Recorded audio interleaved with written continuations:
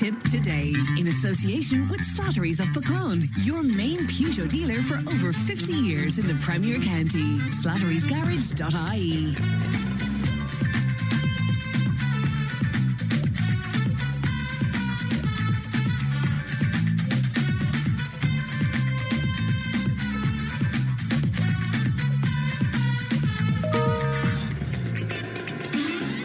Good morning and welcome along to Tipp Today, 1800 938 007. That's our free phone number if you want to speak to Leanne, who is producing. Coming up on the show this morning, by the way, we're live from Nina today. We'll be speaking to Deputy Michael Murphy in just a few moments' time. We'll have details on the upcoming Corpus Christi procession in Clonmel. It is Leaving Cert Day, and our good friend Helen England will be along with some helpful advice for students and indeed parents as well. One of my all-time favourite artists, Rebecca Storm, will chat to me ahead of her appearance in Clonmel tomorrow night. As always, listeners will join the conversation on a variety of topics right throughout the show. So all of that and much, much more on the way. You can text and WhatsApp 083 311 3311. You can email tiptoday@tippfm.com. Fantastic prize for you this week in association with our good friends at Mr. Menswear, and they've got outlets in Cashel and Care. They've given us a €200 voucher to give away on Friday, so we're looking for a finalist every day, and we are opening the lines on that right now. If you want to get involved in that competition, all you have to do is text Mr. to 083 311 3311. Give us your name and your details, and we will have a draw for today's finalists a little later on in the programme. Let's have a look at the front pages of some of your newspapers. It being Wednesday, the local publications are on your shelves. The Nationalist, the lead story there, Clonmel woman has been crowned the new Tipperary Rose after impressing judges at a sparkling county final held in the Talbot Hotel on Sunday last. Lovely picture as well on the front of the Nationalist by my old friend John D. Kelly of festival goers really enjoying the show, but it's just perfect capture there of people caught up in entertainment. The Tipperary Star, and again a picture of the Tipperary Rose, Fiona Kennedy dominating the front page there. And they're also telling us in Sean Ryan's piece that $2.4 million has been awarded to Thurles Sarsfields. And as you know, at this point, the funding has been approved by the Department of Justice under that immigrant investor program. We spoke to Michael Lowry about that yesterday. The Guardian, lead story on The Guardian today, a Sri Lankan woman living in Nina has shared her pain and frustration over a prolonged visa process that has prevented her children from joining her here. Let's go to the national newspapers then, and the Irish Daily Mail. First of all, with the story that's right across the newspapers and all the media outlets today. Michael Healy-Rae says he was sacked on air in a cock-up of an interview by his brother Danny that cost Kerry a minister. The independent TD for Kerry resigned. As you know, he's junior ministry after Danny Healy-Rae called for Micheál Martin and Simon Harris to be sacked and voted against the government in a confidence motion. That's a big news. It's interesting that he's completely blaming Danny at this point, even though he did come out with his fist clenched. Do you remember that? He came out of Leinster House with the fist in the air to the crowd that was waiting there. And he said he had made up his mind on it himself. But anyway, there you go. The Irish Independent, the lead story there, more than 1,600 consultants, or nearly a third, are not yet signed up to the contract agreeing to treat only public patients in their hospitals and forgo private fees. The Irish Times, and they're leading with the story that the Rotunda Maternity Hospital has been warned it could have its funding pulled if it does not withdraw permission for consultants on public-only contracts to practice privately on its premises. That car scrappage grant is making the front page of the Times as well. People with petrol or diesel cars that are more than 13 years old are to be eligible for grants of $8,500 to purchase a new EV, a new electric vehicle. The Irish Examiner, finally, and it's dominated by a photograph of felony drag, the drag queen persona of young Stephen Pearce of Carrigaline in County Cork in the exam hall of Edmund Rice College in Carrigaline ahead of the Leaving Cert And it's a rather remarkable picture indeed. Again, the Healy Ray story is there. And a warning, young people are being warned about the potentially deadly effects of mixing cocaine and alcohol after a new study found almost a quarter of 20-year-olds are taking multiple substances. So let's look at what's making headlines today, nationally and locally. If you want to make comment on any of that, again, we'd love to hear from you. Once again, 083 311 3311. I'm glad to be joined by Deputy Michael Murphy. Good morning to you, Michael. Good morning, Fran. Good to talk to you today. Leaving Cert begins this morning. Michael, does it bring back memories to you? It certainly does, more nightmares than memories, Fran. But look, just want to wish, and thanks for the opportunity to wish all our Leaving Cert students the very, very best of luck. I suppose the culmination of months, years of hard work to get to this point, and just to say to students, trust yourself, trust your preparation, do your best, stay calm, and just be very proud of the effort you put in. I think it's important just to acknowledge parents, family, teachers as well, the support that they've provided to our students. But the very best of luck to all our students across the county. Many of them will be looking towards college, of course, Michael, but Leanne spoke to us recently about how many college graduates in Ireland feel that they're being pushed out of the jobs market, that there's a growing sense that a master's degree, even a PhD, is now needed to secure decent employment here. Do you see anything in that, Michael?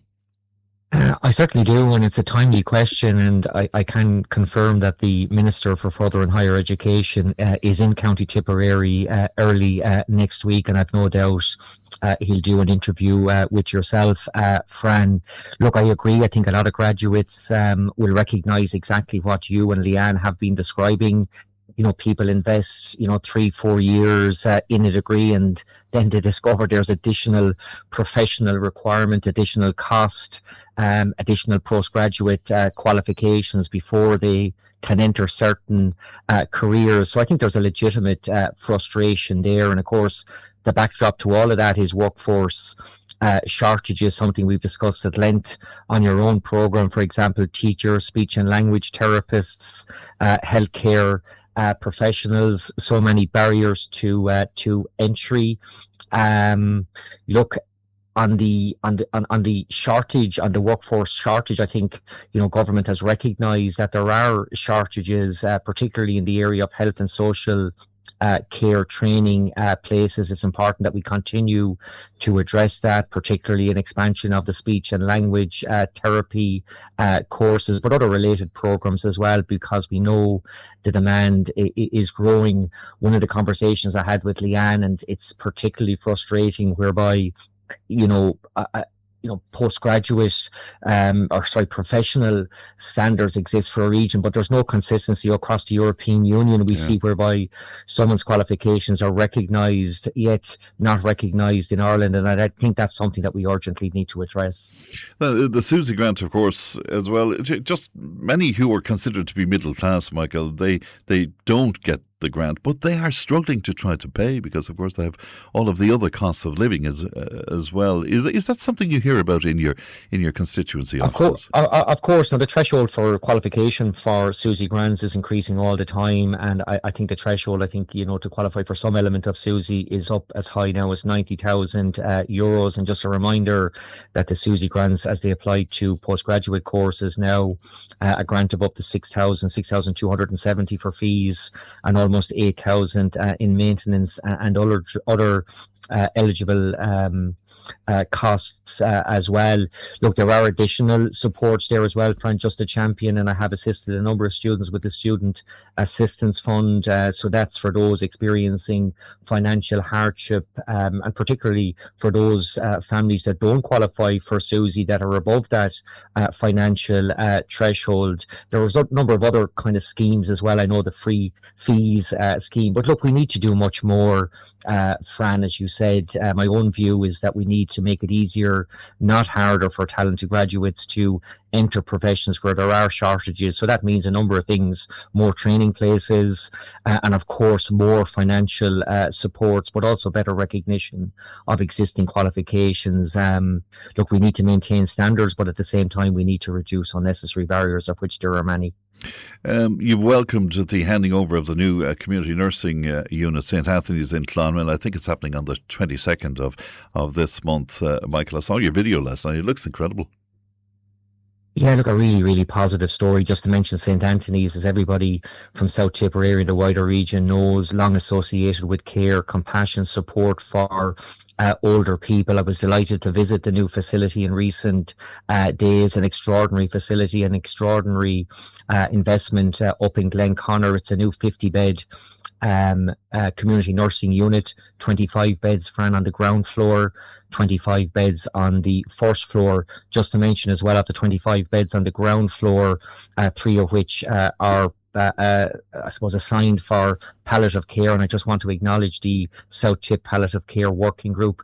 You may have had Noel Morrissey, the chair, on your programme previously, so that's a really good news story as well. The handover is officially happening on the 22nd of June. Occupancy, Fran, will be on a phased basis. 50 single bed ensuite bedrooms, many kind of ancillary rooms as well.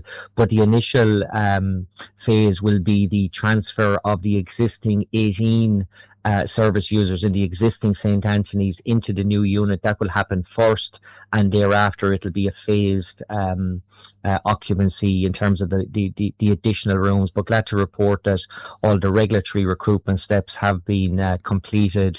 So look, it's a fantastic facility, and it's a great boost for Clonmel, for the wider Tipperary community. The opening of this new unit, I think, is a significant milestone and a very welcome investment, and I hope a catalyst for further investment across the South Tipperary. Yeah, and you mentioned the wider Tipperary area. What is the catchment area for St Anthony's? I'm just not completely clear about that.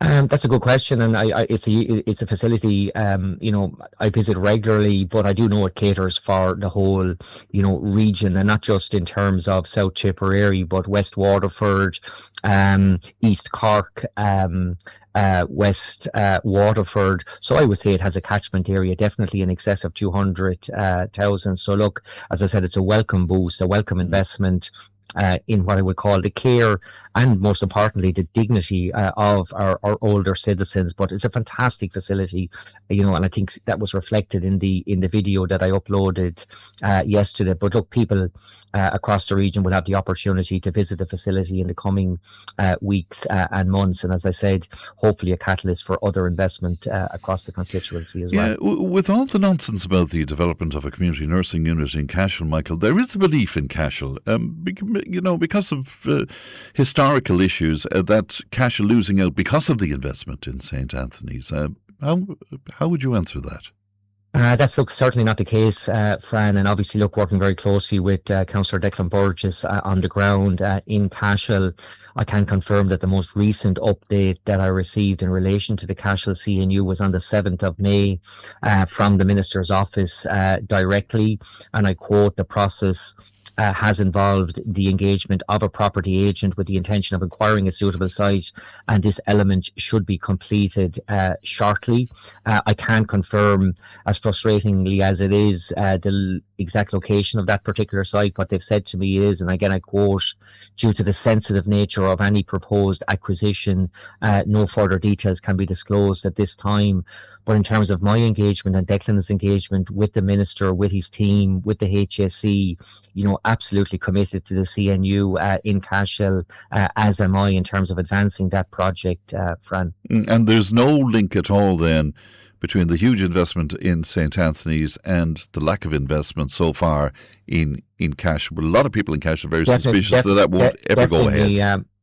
No, not the case, Fran, and I say that honestly, Fran. No, we've seen 2 community nursing units opened in Tipperary in recent months. Both Nina and Clonmel HSE are absolutely committed to the CNU in Cashel. We have an ageing population. We need to invest in the care and dignity of our older people, and I can only relate my private conversations with you that I've had with the Minister for Health, and she and the HSE are absolutely, totally committed that site acquisition is active, and that element should be completed shortly, and hopefully then we'll have proper timescales in terms of a planning application, subsequent grant of planning, and then the delivery of that particular CNU. But I'm absolutely committed to that. In all that's gone down in Clonmel about sulkies over the last while, you've spoken in the Dáil about horse-drawn vehicles on the road. I'm just wondering what response you've gotten, Michael.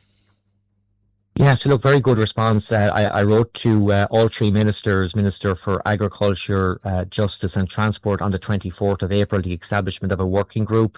I can confirm that working group, made up of senior officials within each department, has now been established to look at not just road traffic legislation, but animal welfare, the Animal Welfare Act in 2013, and indeed the Control of Horses Act 1996. The most immediate step that I hope we can take, there's a piece of road traffic legislation due to come before the Houses of the Oireachtas this year, to be completed by this year, and I am confident that Section 74 of the 1993 Road Traffic Act, that allows for the racing of horse-drawn vehicles in certain circumstances, will be amended and no longer allowed for, so let me be very clear, the racing of horse-drawn vehicles, sulkies, pending the completion of that piece of legislation, will no longer be allowed, because currently it's quite complex. It's only the organiser of a particular race can be prosecuted, and sometimes it's very difficult to identify the organiser.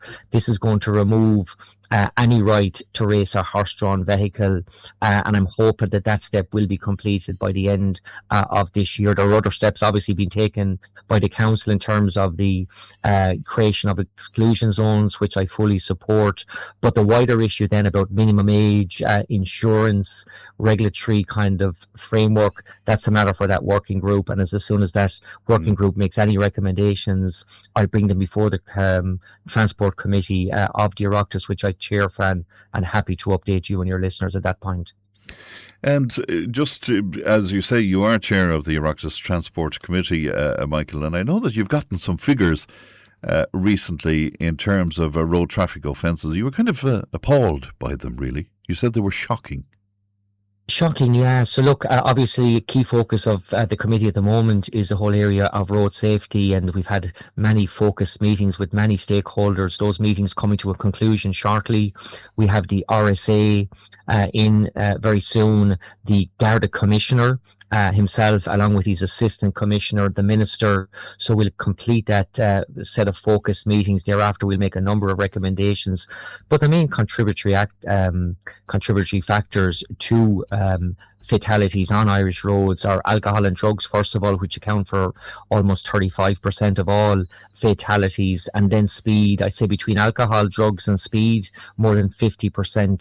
There's a link with more than 50% in terms of all fatalities. But just for the benefit of your listeners, there was 200,000 fixed penalty notices issued last year, and 126,000 of those related to speed, 44,000 of which was for speeding excessively over the 100 kilometre speed limit. So look, there's a lot of work to be done in terms of the better use of technology, enforcement, how we support victims, the consolidation of existing legislation. There is a piece of, I mentioned that road traffic bill that used to come before the Houses of the Oireachtas before the end of this year, completed before the end of this year, will introduce a graduated penalty point system. So depending on how much you're over the speed limit, if you're issued with a fixed penalty notice. So for example, if you're 30-40 kilometres over the speed limit, you'll receive more penalty points than currently is the case. Look, also looking at technology, Fran, would you believe it, the committee is closely looking at the use of alcohol interlock devices. This is whereby an individual, it happens across the European Union, where an individual is disqualified for drunk driving. Before that individual can go back onto the road, a device has to be installed into the car, a breath test device is part of the car's technology, and that individual has to demonstrate that he has no alcohol in his system before the car would start. So that's the kind of stuff we're looking at within the committee. It's interesting. But of course, the roads policing unit, Michael, we need more of the Gardaí out there, don't we? Yeah, we certainly do. Look, there's a big emphasis now on technology, but unfortunately, technology won't capture a drunk or drug driver, won't capture an individual properly not wearing a seatbelt, or an individual that's distracted by, using a phone or some other mechanism within the car. So we need to strengthen our roads policing unit, and I've no doubt that will be one of the key recommendations that the committee will make. That's what we hope to do. As I said, conclude our set of focus meetings, make a set of recommendations, and hold government to account in terms of implementing those recommendations. Bea was on to us. She wants me to ask you about the triple lock, how you feel about that, and the immigration pact with the EU. Do you want to take the triple lock, because the law removing the triple lock, it's expected to pass by the end of this year, I think, Michael, is it?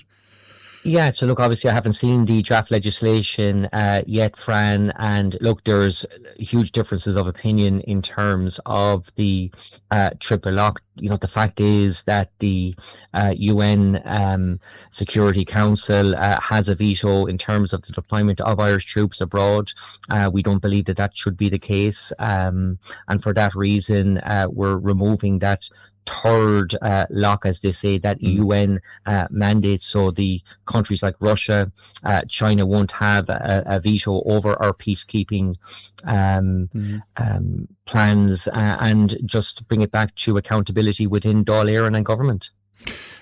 However, certainly my reading of it is the majority of the Irish people don't want this to happen, Michael, because they fear that it will undermine our neutrality in some way, Yeah, look, we could have a wider debate about neutrality.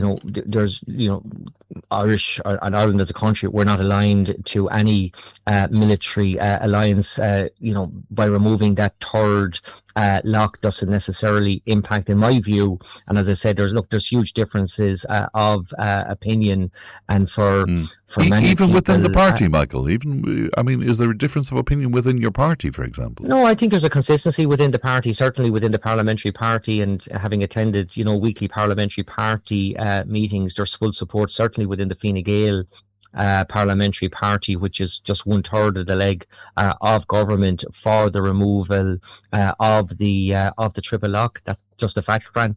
And still you have, the President saying the triple lock at the core of Irish neutrality, and, she made out, I think, before she became President, there should be a referendum on that particular issue, because people feel so strongly about it. Yeah, and look, we were elected on the basis of a programme for government, on the basis of our individual manifestos. This was a commitment in the programme for government, and government are committed to fulfilling that commitment and removing that triple lock. And I firmly believe, and I know there's a huge differences of opinion on it, but it doesn't in any way impact on our neutrality, and nor is there, any change in terms of our non-alignment with various military alliances. All right, Michael, good to talk to you today. Thanks for your time this morning. Thank you. Good morning to you. That's Deputy Michael Murphy speaking to us there. 1800 938 007. The text and WhatsApp is 083 311 3311. Tipp FM's Tip Today. With Slattery's Garage, Puck On. Main Peugeot dealers in the Premier County. And now stocking the full range of the luxury French car brand DS Automobiles. Book your test drive today with Slattery's Garage, Puck On. See slatterysgarage.ie. Tip Today, in association with Slattery's of Puckon, your main Peugeot dealer for over 50 years in the Premier County. slatterysgarage.ie.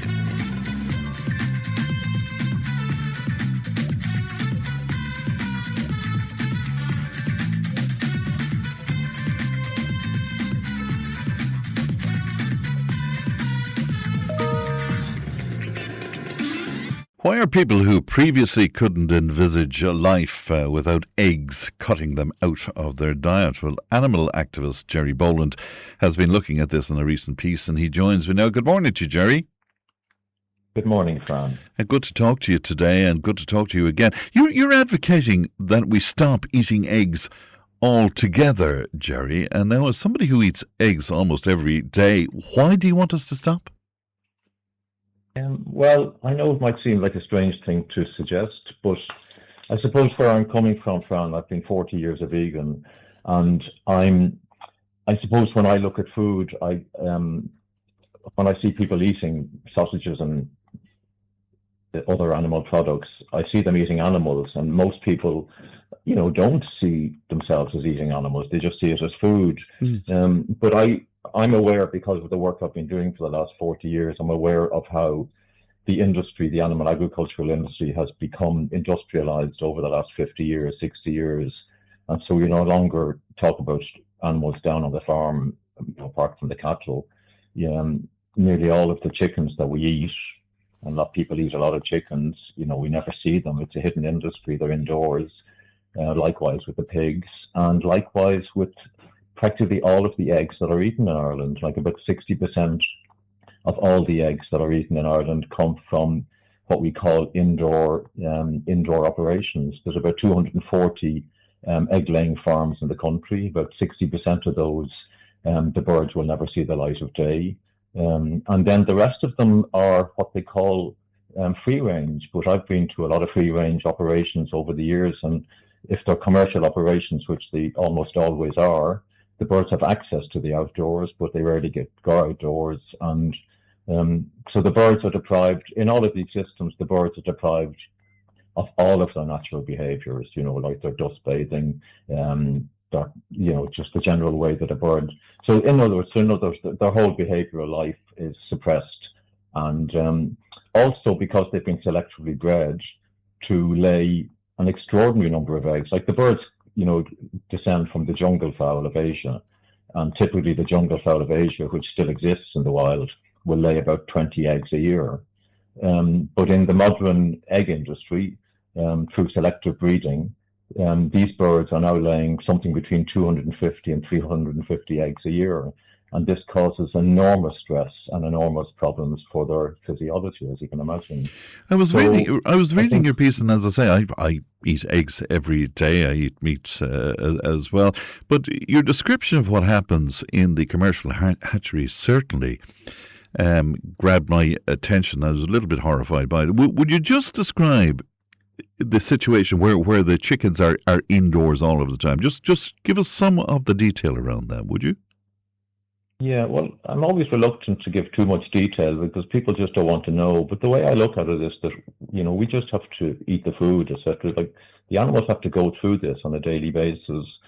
So, like in the industry, before they even get into the farm, they come from hatcheries. These are big operations, not necessarily in Ireland. Most of the birds that end up being raised in these sheds in Ireland, the hatcheries aren't in Ireland. They're generally imported as day-old chicks from the UK and from Europe.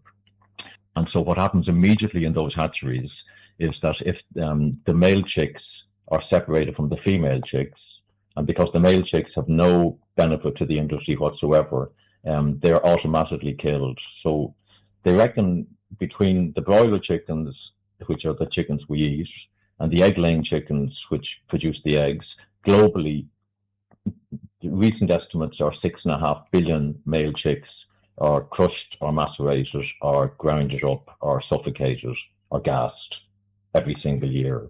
So they're just dispensed with because the industry doesn't want them and can't afford to keep them. And then when the birds go into the sheds, they go into these enriched cages, usually 40 to 60 in a cage. There's a big campaign in the EU to try and get rid of cages. And essentially they live short lives. They're laying eggs, obviously almost every day. As a result of that, they develop severe calcium deficiency, and so they get brittle bone syndrome. An extraordinary statistic I came across the other day is that in the States now, recent studies have shown that by the time the birds are shackled by their one leg in the slaughterhouse to be slaughtered, 50% of the birds have broken bones. Like, that's just incredible. Now, a part of that is due to them just generally living that life and laying so many eggs and getting brittle bone syndrome. But also then in these large operations, you can imagine the collecting of them. It's collection and human handling is a big stressor for birds, and a lot of bones get broken as birds are, picked up by the legs 3 and 4 and 5 ago, and then stuffed into these crates off to the slaughterhouse. So there's some of the major issues in relation to it. The female chicks, by the way, I didn't mention. So while the male chicks are killed within 24 hours, The female chicks within 24 hours usually have their beaks cauterized or sliced with a hot blade. Why is with that? no anesthetic.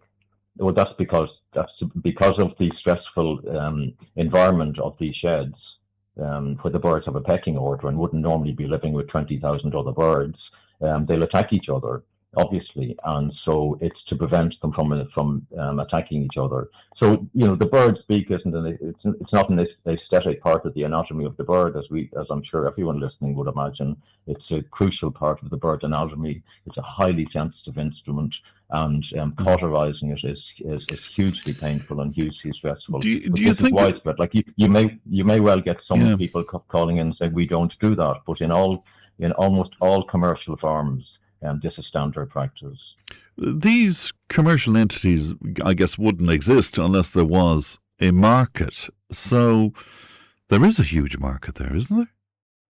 Oh, there is a huge market. Yeah, of course there is. And like as I said to you, the reason I do this, and I'm not somebody who wants to be on the radio talking about these things, but because I was so deeply affected by these issues 40 years ago when I came across them, I feel I have a duty almost to talk about them. So the fact is that, we live busy lives, and I have, because of the work I do and because I'm in touch with things on the ground a lot and also with a lot of, vegans and other people, I have a strong feeling that there is now a large number of people who feel deeply uncomfortable about animal agriculture as I've described it, but don't really know what to do about it. And they just, they bury their heads in the sand. And it's understandable, because what I've described to you is pretty much of a horror show. And it's in the industry's interest, obviously, not to flag that and to show it to people. But in these days of social media and Google, et cetera, these are no longer hidden industries, and more people are becoming aware of it. And particularly young people are turning away completely. They don't want to be complicit. And I said on your program there just a few weeks ago in relation to another farming issue, animal rights issue, and I think it's an important point in that, all across the world there's, the chaotic scenes, and, there's Gaza, the Ukraine, Sudan, etc. And we can go out on the streets and we can protest and we can write letters to the, Israeli embassy, but it's not going to have any effect, and we should do these things. But in relation to the food we eat, we have a direct, and we can have direct action ourselves. We can choose not to be complicit in these industries. And I would ask your listeners to seriously consider not being complicit in these industries by supporting them. And it's not your listeners' fault that, because, I supported and I ate all of these products myself for the first 30 years of my life because I was completely ignorant of it. Yeah, one of our listeners on straight away to say I eat free-range duck eggs every week and corn-fed chicken eggs as well, and I won't be giving them up. I'm 74 and I'll keep eating them. In fairness, this is somebody who's buying eggs, I suppose, in as much a proper way as you can. Yeah, well, of course, there are small operations where the male chicks aren't killed, but even in any organic, as far as I'm concerned, and it would be a very unusual operation that didn't do this, even an organic commercial farm will dispense of the male chicks. Like, they have to, because economically it wouldn't make any sense for them to keep them alive, and they have no value in the market as meat.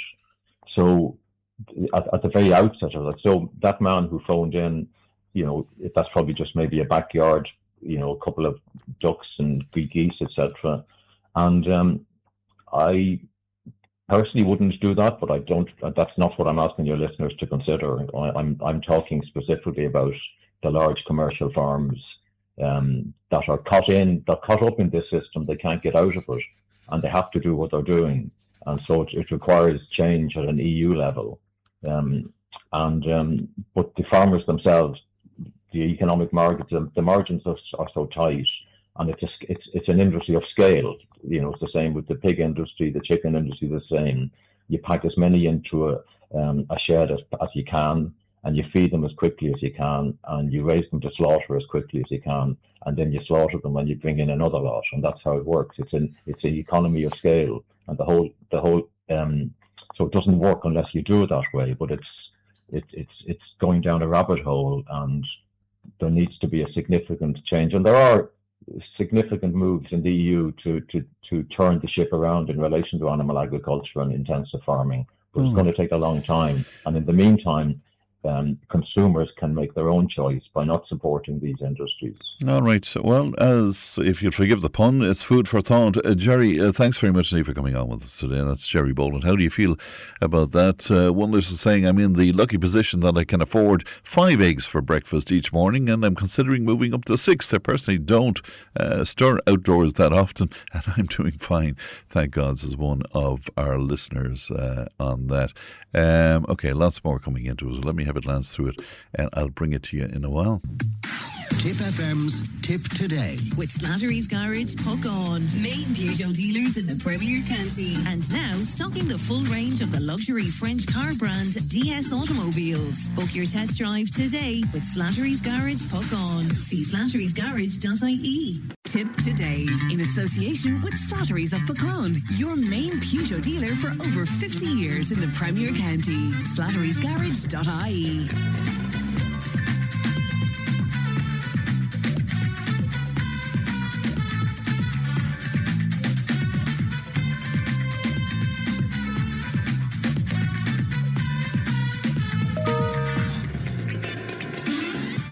Yeah, my old friend Paddy Doyle was on to me to tell me that Bernie Heaney, the great Bernie Heaney, is playing for Social Dancing tonight in Clonmel, in Fitzpatrick's there in Clonmel, so it should be a great night, and Bernie always puts on a fantastic show altogether. Now, in Irish folklore, summer was a magical, liminal season deeply tied to agricultural survival, I suppose. It was a time of intense fairy activity where communities relied on bonfires and protective charms to safeguard their livestock, crops and dairy yields from otherworldly mischief. Now, funeral customs and rituals surrounding the burial of loved ones were also a significant part of these traditions, and I'm delighted to be joined by folklorist Michael Fortune. Good morning to you, Michael. Good morning, Fran. And good to talk to you today. I was looking through your notes on this, Michael, and I see that some of these traditions that you're talking about, some of them still survive today, particularly in our rural areas. Yeah, well, I suppose I'd be delighted to talk to you this morning about kind of funeral customs. And practices, because I was only last year I was working in Tipperary. I was working with the museum of in Clonmel there on recording undertakers around the county. But come here, I suppose it comes to us all, and it's one of those things that we can handle very well in Ireland. I think that we keep our dead very close to us, and I know it's a sad topic, and it's a sad topic sometimes for probably some of your listeners even now. But we do take great comfort in the kind of little rituals that we will do. I only witnessed it on Monday. Actually, I was at the funeral here in Wexford, and just seeing the very sad affair. Obviously, seeing a cortege coming towards you, but everyone just stopping, the cars stopping, and everyone. Shops coming out, staff coming out, lights being turned off, doors being closed, and people just spending that 10 or 15 minutes, whatever time it takes, just to offer up their thoughts to the family at that sad time. It's a lovely thing to do. I think it's sliding, though, to be honest with you, Michael. Absolutely. I noticed that when I was talking to some of the men who recorded in Clonmel, some of the undertakers in Clonmel, they said they remember, well, years ago, I suppose it was different. I suppose our towns have shaped and traffic is different, but to run about, even people would walk from the church in Clonmel right out to St. Patrick's graveyard. Nowadays, the hearse goes out. But I still see some towns, I know here in Wexford we've got maybe 5 towns, but I know Gorey in particular, it'll stop, honestly, the businesses will come out. It's an important thing to do, It's a nice thing to do. But even certain things as well, Fran, things that people would do when someone would die. Again, your listeners might relate to this. Like someone passed away, like a clock would be stopped, or the window would be opened, a cloth would be thrown over the mirrors. Those kind of little things that we would do.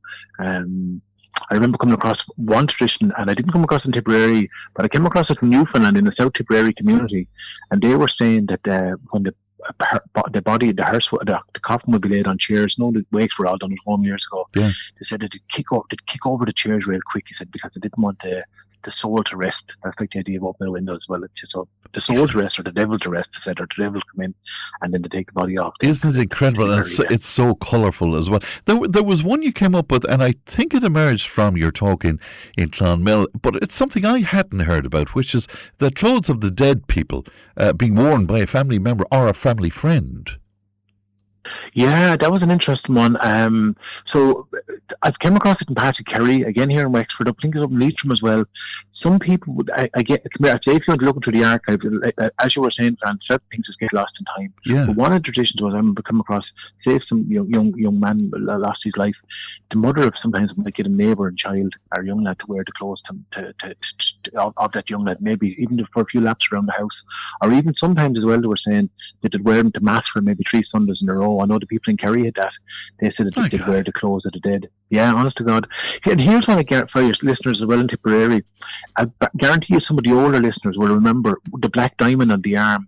It died out. I was born in 75, so it was gone. But I remember the old people talking about it. And you might see it in old photographs. So say, nowadays I suppose you see sports people wear a black band on their arm. Yes, armbands. It's a very common one to wear. A black diamond on your left arm, close to your heart, and you'd wear that to your. You'd wear that for the year after someone had passed away, to let people know that you had someone dead belonged to you. Isn't it incredible? And the digging of the grave, there's a lot in that as well, isn't there? Absolutely, the arrays. Even when I was recording in Clonmel, it's all done obviously now for insurance with mechanical diggers, whatever. But in the past, it was all hand dug, and out in the country areas, still the men in the country will dig. Like my poor father dug graves for neighbours, and a lot of people will do it still. So say if someone passed away, neighbours will come together, they'll dig the grave. There was usually men in the village as well that will dig the grave. They're still there, But hand digging the grave 8 foot down is a lot of work. But I was at a funeral there, a neighbour's funeral, and he was a Church of Ireland man from home here, and I found out since it was done in other counties as well, but it was right across the religious Catholic, Protestant, everyone did it. But I'd never seen it before, and it was the most gorgeous sight. It was just a grave was lined. It was lined with kind of like a Lelandia, but flowers down. I'd never seen it before, Fran. But it was just none of it. Sometimes you'll have all the lovely flowers and all around the grave, but the whole thing was lined on the side. And in the past years ago as well, again, the people in Tipper tell me this, that the men would fill in the graves. Again, the older people might remember this. The way now, sadly, when the person's bereaved and the people, they might throw flowers or sod of clay down the top of the coffin. But in the past, the grave was filled in there and then. And it still goes on in some parts. Some people will do it, and everyone will get a shovel and you throw a bit and I dig a bit in. And then if people would only leave the graveyard once that grave, that the whole thing was filled in, then you go on with it today. There was the tradition as well about a bottle of whiskey arriving for the grave diggers, wasn't there, Michael? There is, yeah. I think there's often many a grave digger finished it as well by the end of digging the grave. Yeah, that was a tradition as well. And someone said they'd break the bottle when they did break the bottle. I remember the undertakers and they would tell me that. Yeah, they'd break the bottle and throw it in with the clay. Now, compared to me, health and safety mightn't agree with that, but that was what was done. But one of the things as well, which is lovely, you'll see, is the visiting of the graves. Again, we call it the Pattern Day. I think it's Graveyard Day in some parts of the country. Yes. But there's something lovely, Fran, about that. Usually, in our case, it happens during the summer. But I go to visit my own mother and father's grave. But there's something really nice about seeing your neighbours. You might see them for might be only once in a year. You might see them, or people who have left the village or left the town, and just the idea of people coming together just to remember the dead. And I think I hope it's something we'll never lose, because I think it's very special. We keep our dead close to us. Sean Condon, the Clonmel undertaker, told you some great stories. I love the one of the guy who was showing off about filling in the grave. Oh God, did you remind me that one really? Because I haven't listened back to that. No, what it was while there was people watching. He was showing off about how strong he was. When they went away, he went away as well. And I love the one about some guy. He fell into an open grave or something in Grange Muckler, I think, as well. So that was a common one. I've heard that story around the country as well. Another way, come here to me, you'd always get someone who'd be. Some people that wouldn't miss a good funeral, that kind of way, Fran. And it's always up the front. And I've heard the stories getting too close, and falling in. There was one great story, Fran, that Jasper Murphy out in Federt told me, and one of the men in Clonmel told me as well, but Jasper had it. Yes. For anyone in Federt said apparently Cromwell came into Tipperary, and he came into Federt at Barry Street, as far as I remember, and he had to fell off his horse or something happened anyway. But the crater, I shouldn't call him a crater now, but the man himself anyway came up Barry Street anyway, and the locals, the story was told, had such a dislike of Cromwell, obviously naturally like us in Wexford, that they wouldn't let a funeral pass down through that street. And he said, this day, Jasper told me, he said, if when a funeral would leave, and he'd be bringing it to removal into the graveyard, to go, it would be a natural beeline to go down Barrack Street. But no, to go up a side street, another street, and then come down and go off to the way. He said, and the people still uphold that in Federer to this day. I love those kind of traditions. What is it about the shovels being left in the sign of a cross as well? Yeah, that's a most gorgeous one. It goes back to the time of when people would fill in the grave there and then. So literally, say me and you were filling in the grave, and the family were there, and people naturally would be crying, and they'd be keening, there'd be whatever else would be going on. And when we're done our work, the shovels would be laid down in the sign of a cross, left on top of the clay. And I've seen that. Aidan O'Hara, the great documentary maker from Donegal, he recorded that in Newfoundland. Again, it kind of would have been a southeast Irish community over in Newfoundland. They brought over the same funeral traditions. They left the shovels in the sign of the cross as well. My God, that's lovely. Just finally, Michael, and this is something that scares me a little bit, the whole signs of death being imminent in some way, particularly of the birds arriving in the house. Yeah, well, as I'm talking to you there, I'm looking at the window, there were crows making noise a second ago, but we were always told if a robin came in, and I recorded that from Nina, from the silver mines right down to South Tipp, that there was that if a little robin came in. Now, come here, I'll take all this with a pinch of salt, but that's what people believed. Yeah. People believed if a robin came in, they always said it brought news. Now, you'd be recording some older women, and be always saying, I heard it was good news, and I heard it was bad news, but he always said it was. We always, one of the things that we had was, the banshee here was always a bird, a black bird, they always said, the owl at the home. And in Wexford we call it the bow, and I know in Waterford they call it the bibe. I don't know whether maybe in South Tipperary you might call it, it might be named there. But it goes back to an old figure, and I don't know whether if any listeners were ever from the GPO, there's a great Oliver Shepherd at the statue of the Dying Crew Cullen, it's in the GPO in Dublin. Yes. And on his shoulder is his bird coming down, and on resting on his shoulder is his bird. And they always said the bird will come and take your soul. It would land on you and take you up to the heavens or take you up to wherever you're going. And that was always a sign. This bird would come and it would bring news and it would take your spirit away. But that's what we had. It said that the bow or the banshee was his bird that would come when someone was going to die. Isn't it all fascinating indeed? Can people access those recordings you made with the undertakers? Some of our listeners wondering about that. Yeah, absolutely. It's up on the two pages. The Museum of Hidden History in Clonmel will have them up on their YouTube page. And also if you go to type in Michael Forch and folklore.ie, and you'll find a playlist, and all those interviews are there. And they're all broken down. But it was a lovely recording. And you know what, Fran, I think we can handle. I think some people might think, God, death stories, they're, no one will be interested, but they do. I think we can, as I said, we can handle that very well in Ireland, and we can, as I said, we keep our dead close to us, and isn't that a great saying as well? If you forget your dead, your friend. For sure. And some of the most interesting and some of the funniest people I know are undertakers. I mean, they're marvellous people. Actually, you know that yourself. Yeah. The most crack you get sometimes, you have right crack at awake. You ever go to awake and you'll be talking and messing, but you're remembering dead in a respectful way. There's great. And it's so Irish. Some cultures, how we do it. But we do it anyway. Well, Michael, it's a pleasure as always, and thank you so much for coming on with us. Thank you. Good morning to you, Michael. Bye-bye. Thanks, man. That's the folklorist himself, the great Michael Fortune there. 1800-938-007. Referring back to my conversation with Jerry about the eggs and the hens and the unfortunate situation that the hens are farmed in. He said, one listener said, lunatics like your present guest, Jerry, are a gross minority. Thank God, but it's amazing that these gross minority folk get to be heard on our airwaves. Now, come on.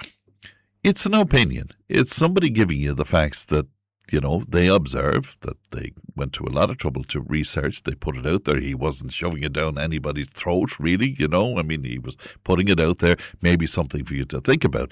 And we like to have a balance of opinion on the programme, So anyway, 083 311 3311. News is on the way. Tipp FM's Tip Today. With Slattery's Garage, Puck On. Main Peugeot dealers in the Premier County. And now stocking the full range of the luxury French car brand DS Automobiles. Book your test drive today with Slattery's Garage, Puck On. See slatterysgarage.ie. Tip today in association with Slattery's of Pecan, your main Peugeot dealer for over 50 years in the Premier County. Slattery'sGarage.ie.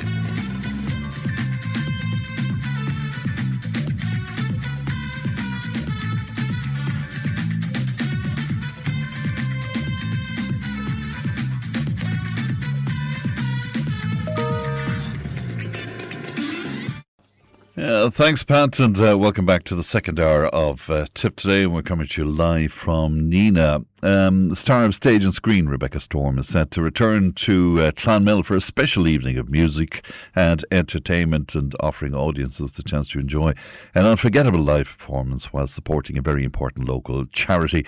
Rebecca will perform at the Talbot Hotel tomorrow night, Thursday, June 4th, and of course, needless to say, renowned for her outstanding career in musical theatre and live performance. She'll be joined by her backing band, Kenny and the Jets, for a night of favourite songs and some great entertainment. And I am delighted to say that Rebecca joins me now. Good morning, Rebecca. How are you? Good morning. Delighted to join you. Well, lovely to talk to you indeed. You know, you've achieved so much throughout your career, but in almost every introduction, every piece that I read, it's your role as Mrs. Johnson in the smash hit Blood Brothers that gets top billing all of the time. Does that get tiresome every so often, Rebecca? No, it doesn't, because it was a huge kind of step up, if you like, from sort of singing in cabaret and social clubs around Yorkshire when I was a young woman.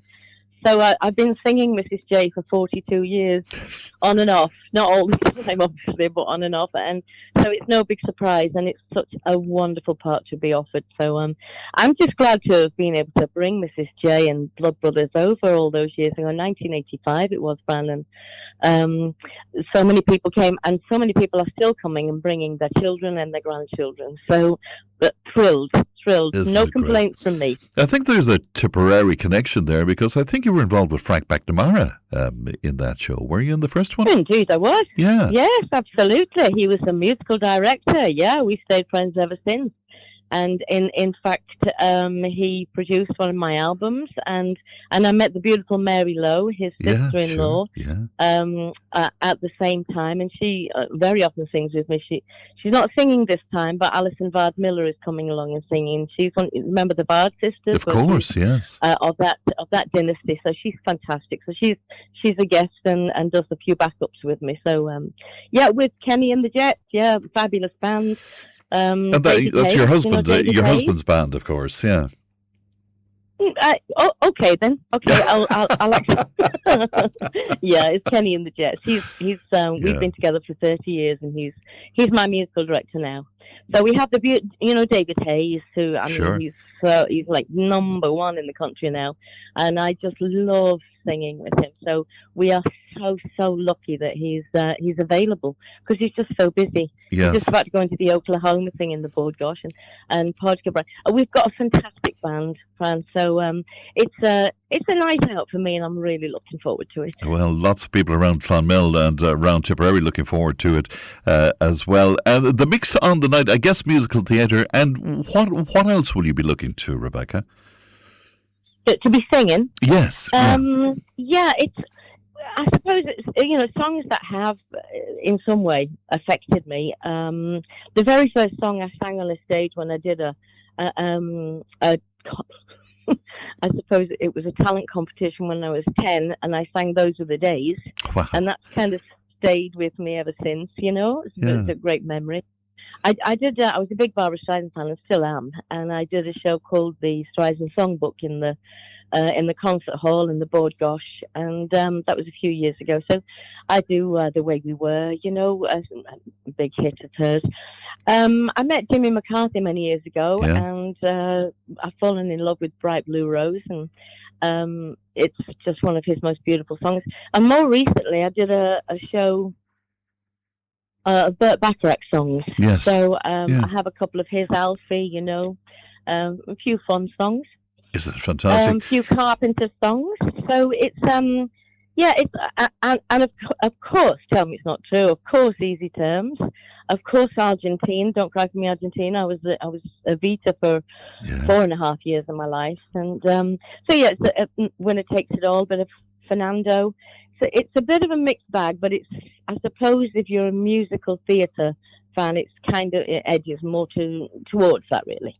You know, it's interesting you mentioned Fernando and ABBA, but my abiding memory of you is many, many years ago. You probably don't even remember, but you were appearing at University Concert Hall in Limerick, and during the show, I was kind of feeling sorry for myself on the night, and during the show, you sang your version of The Winner Takes It All. It broke my heart on the night. I just Really? I had never seen or heard it interpreted like that. My old friend Des Moore was the guitarist on the night. It was just absolutely magic, and you brought all of your acting ability to it as well. It was just I will never forget it. It was incredible. Oh, thank you so much. What a lovely thing to say. I'm sorry you were feeling miserable, and I probably made you more miserable, did I? In a certain way. Not in the least. It was just heartbreaking. It was beautiful. I had never heard that in the song, if you know what I mean. I had never heard the heartbreak, I suppose, of the song. Right. Yes. Yeah. It's quite deep, isn't it? On a certain. I mean, it's a pop song. Yes. You think of it as a pop song because Agneta sang it that way, and they produced it that way. But in the Mamma Mia show, it's very much pulling on the heartstrings. Yeah. And well, I'm glad you enjoyed it. If that's the right thing to say. I had you in tears. Oh, well, it's always a funny one, that, isn't it? There's nothing wrong with it. People come to the stage door after Blood Brothers and they're sobbing, and they go, "Oh, we really loved it. We really loved it." I go, "Are you sure?" Oh, that's great. Yeah. I didn't realise that when you were starting out, you went on a sort of a TV competition sort of a thing at the time, Yes. didn't you? I've done all manner of things. Yes. Yeah. Some of which I choose to remember, and some of which I don't. But you were making the point that it was um, nowhere near as cruel back then in terms of the adjudication of these things, and you know. No, probably not. It wasn't anything like, I don't know. Britain's Got Talent. The ones where the judges yeah. sit there and make comments about exactly what you've just done on the stage when you're terrified, and the last thing that you want is to just be public humiliation all over you. I did a show called Search for a Star. That was the first time I did anything on the TV, and I came last, I think, or five out of six, something like that. But I did get apparently Victoria Wood saw it, and we came from the same neck of the woods, and she was doing a follow-up to Talent with Julie Walters called Nearly a Happy Ending, and her people phoned my people and said, would she like to be in it? So something great came out of coming last in that competition. But no, they weren't really, I suppose they were a bit more fun, back then. Yeah, it wasn't quite so. Oh, I don't know. I'm not really keen on them these days. I must admit, I do think there's more upset than there is success. Although some people come out of it really fantastic, don't they? Let's face it. Well, absolutely. It seems to be more about the adjudicators and making them stars or keeping them as stars. To be honest with you, that's my sort of reading of it. I guess, would you like or would you find it very difficult to be starting out in 2026? If you know what I mean, Rebecca, is it a very different world out there? I hate it. Yeah, I don't think it would be a business that and as they say, what you know now, but I really don't think I could. I don't think I'd have the staying power. I think I love to sing, and I wasn't really kind of, I didn't have this, I want to be a star, I've got to be a star. That didn't really, I was a little girl from Shipley, and I just wanted to sing. I'd been singing since I was about 2 in my high chair, so it was something that was deep in my soul. And the very fact that somebody agreed to pay me £20 to sing in some social club when I was 17, 18 and I was in college, that was a win-win situation. If I'd have stayed there all my life, probably would have been happy enough. But what happened was there was like little doors opened, and so it was like a step from one to the next. So I literally auditioned for Blood Brothers, not knowing what I was auditioning for. I don't know what it was that took me over there to Manchester to do it, but I queued it with a good few girls, and I thought, I've got no chance at all. Especially when I found out I was the part of the mother. Yes. And yet they. And you were 23, weren't you, at the time? 20. Yeah. I think I was 24. Yeah. So yeah, they said 24 to 40, and they sent me a script, and my mother was babysitting because I had a young daughter, and Yes. when I came home, she said, what is it they're looking at for you to do? Because she'd read it all. She said, it's brilliant. And I said, I think it's the mother. And she just laughed out loud. I'm so sorry, darling, but you've got very little chance of getting that far. So it was a massive shock. But what it did was open up so many doors, because the same producer produced Evita. And so I kind of, for about 10 years of my life, just latched, I did Evita 2 years, and then they said, you want to do Fontaine in Les Mis? So I did that for a couple of years, and then Florence in Chess. So it was one of those, what does he sing? Ronan, life is a roller coaster, it was like, woo! for sure, yeah. And all really strong women, Rebecca. I mean, how much of you will be in all of those performances, you personally? It's all show. It's all pretend. It's all take a deep breath and walk on and pretend you're somebody else. I don't believe it. I don't believe it. It's the truth, I'm telling you.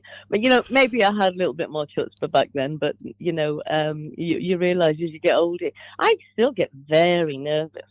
Do you? I mean, in fact, probably get more nervous now because there's more at stake. But I don't really. I did Blood Brothers again this year, and I was nervous. Before you walk on and you have to sing those 2 lines, and you think, oh, please let me get it right, please, please don't let me just mess up the first 2 lines, because it's so crucial. You don't want the audience going, oh my goodness. So that was terrifying. It's a very still moment, So it was testing on my ability to stay calm and cool. But I'm looking forward to the Talbot, because I've played there before. It was a good few years ago. Yeah. But I'm looking forward to it, because that's what I'm enjoying doing now, to be honest. I'm singing for 52 years. And I'm just enjoying going on and singing some great songs with a great band. They're all my dearest friends, so I always have a lovely atmosphere on the stage. And the audiences are kind, and lovely, and they seem to enjoy it. So now I'm not doing 8 shows a week quite so much, and I can just look forward to it and put on a few nice dresses and sing for people and hope they enjoy it. Well, I'm sure they will. And also, sorry, more to the point, we are, must mention the, A Place for You. Yes, of course. Because that's the other thing that I'm doing more than anything else, really, is sort of, mixing singing with being meaningful to other things. I have a few shows like this over the coming year, because I did say to my agent, that's what I'd like to do. So I have a friend who runs a cancer charity here in, we live in Naas, sure, and here in Clane, and I'm doing a concert very similar to this in Clane in October and things, and I enjoy that because it makes me feel more worthwhile, Well, I'm sure it makes it all the more special. Place for You, of course, it's the South Tipperary Involvement Centre, just for listeners who won't be sure, but they do a tremendous job, and they provide a space for all sorts of charitable organisations and events there. They do tremendous work. Just finally, Rebecca, is it very different for you? I mean, when you play someplace like the Talbot, it's particularly intimate, because literally people sitting at your feet, by comparison to theatre, where there's an element of being removed from the audience, I suppose, because you're on a high stage. Is that very different in terms of how you perform? It can be. I'm hoping that there's a bit of lighting so that the audience are a little bit in the dark, if only so that you can kind of concentrate on being serious for a second. Yes. You can concentrate on the song and the story of the song, like you say, the winner takes it all. If you can see into everybody's eyes, that can be a little bit intimidating. So sometimes you can look like you're very distant, because you just like as if you're ignoring them. Yeah. But it's just because I would lose my concentration if I did. But I like the intimacy. That's where I sort of, if you like, trained. In all the small cabaret and social clubs. So I was used to that from 17 years old, I suppose. So it's not a massive shock, but it can be just a bit like avert your eyes, just so that you're not. You see, I'm happy to kind of, if you're doing if you're doing a happy song, which I do quite a few happy songs. I know I made you cry, but there's one or two happy songs along the way. Thank goodness. So that's okay then. You know, we can have a bit of fun in the audience, and I generally speaking have a bit of a laugh with the with the members of the audience. But it's the serious ones, you know, where you've kind of got to stay in the zone. A little bit. I dream in Les Mis and things like that. You know, I don't want to be kind of looking at people while they're listening to me. Like, you know, I would get nervous if I was singing in a very small house or something like this. Occasionally, if you go to a party, they'll say, "Sing us a song," and I go, "It's the worst thing in the world that can happen to me," you know, because you just see everybody, you feel so stupid, you know. But the audiences are kind, and I know they will be in the Talbot. So I'm looking forward to it. I'm sure they will indeed. Now there's a handful of tickets left, so it's 052 61 88700. That's 052 61 88700 if you want to talk to them on the reception of the Talbot for tickets, or indeed you can go through Eventbrite. But I'll just give you that number one more time. It's 052 61 88700. It's going to be tremendous altogether, and of course proceeds to a place for you in Clonmel. Rebecca, it's always a pleasure. I love what you do, and lovely to talk to you today. Thank you. Thank you so much. What a pleasure. Thank you so much. Thank you. Bye-bye, Bye-bye. Jill. Bye-bye. That is superstar Rebecca Storm coming to Clonmel tomorrow night. I would highly recommend what she does because it's great fun as well as wonderful music too. We'll take a break. 10:25, we're live from Nina. Tipp FM's Tip Today. With Slattery's Garage, Puck On. Main Peugeot dealers in the Premier County. And now stocking the full range of the luxury French car brand DS Automobiles. Book your test drive today with Slattery's Garage, Puck On. See slatterysgarage.ie. Tip Today, in association with Slattery's of Puckon, your main Peugeot dealer for over 50 years in the Premier County. slatterysgarage.ie.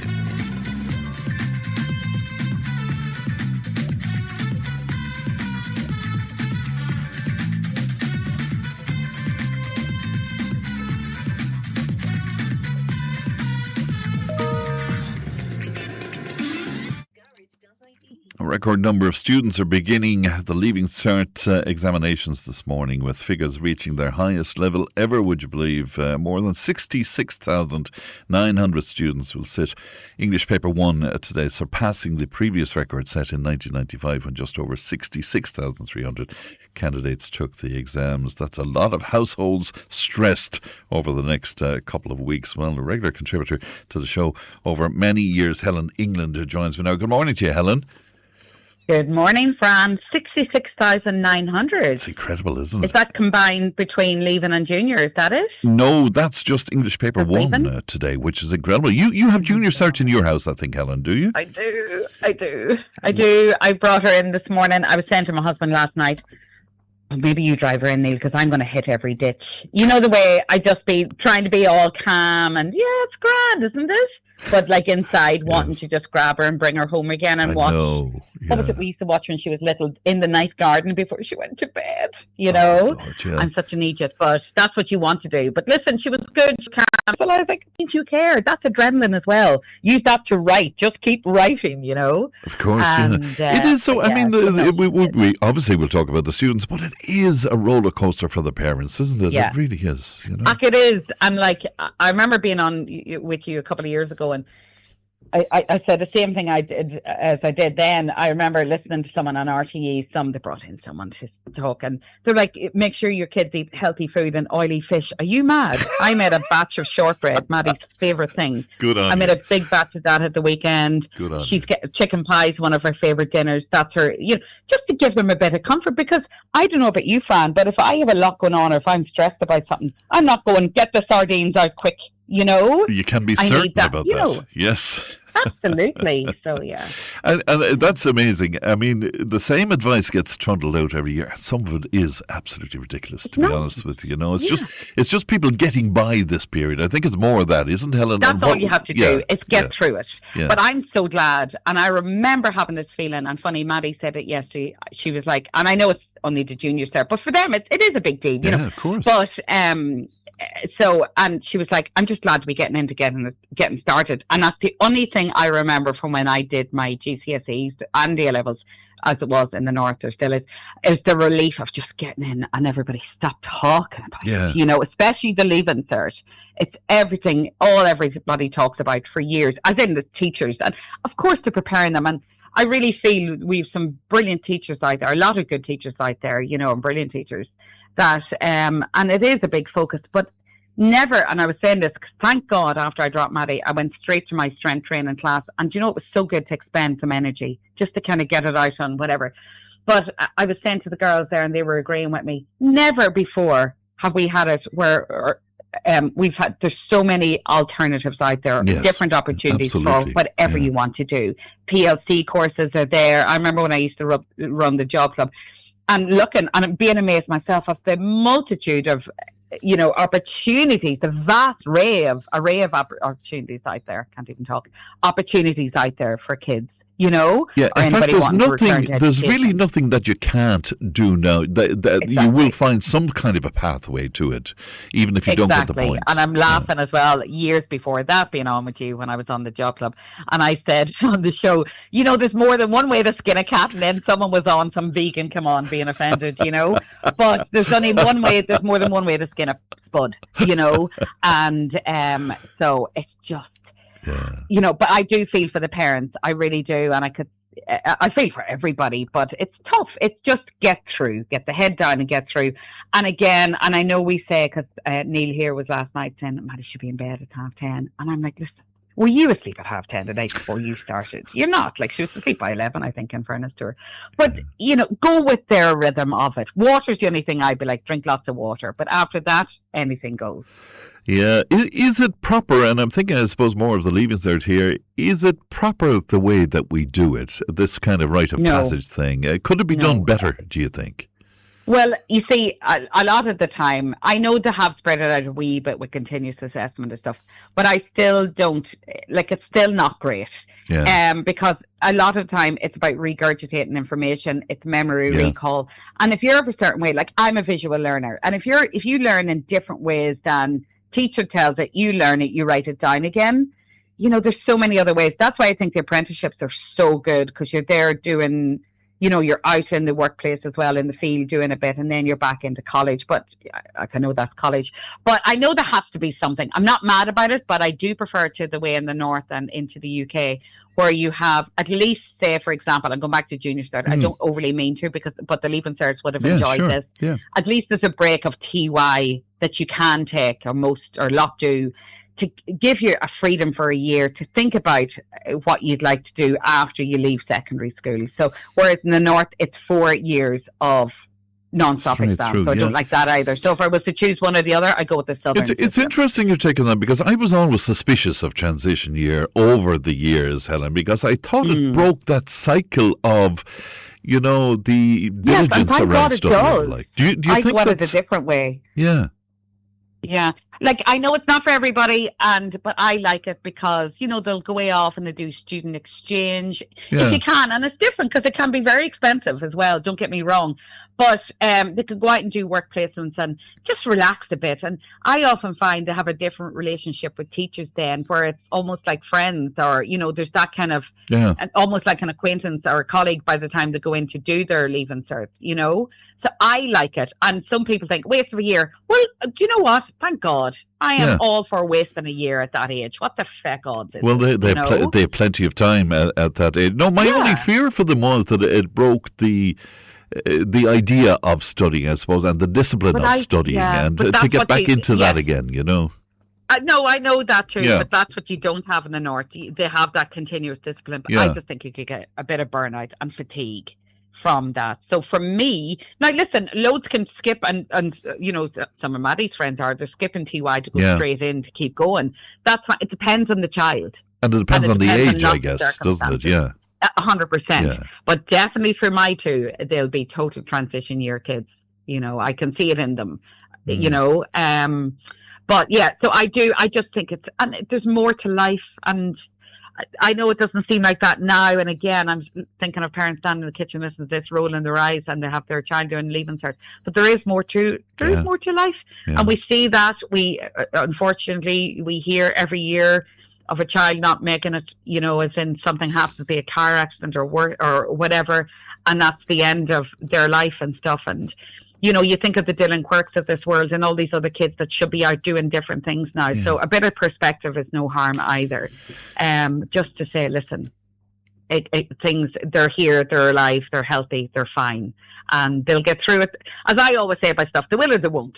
It'll work for them or it won't. Absolutely. I love your view on some. I was speaking to Deputy Michael Murphy at the top of the programme, and it was relation to him, my conversation with Leanne, that there's a growing sense that a master's degree, or even a PhD, Helen, is now needed to secure any kind of decent employment. You know? So, I mean... But not even deep. Years ago, it used to be your master's was really, and then your PhD. Whereas now, to be honest, from what I've seen, is you're expected to have your master's with your degree.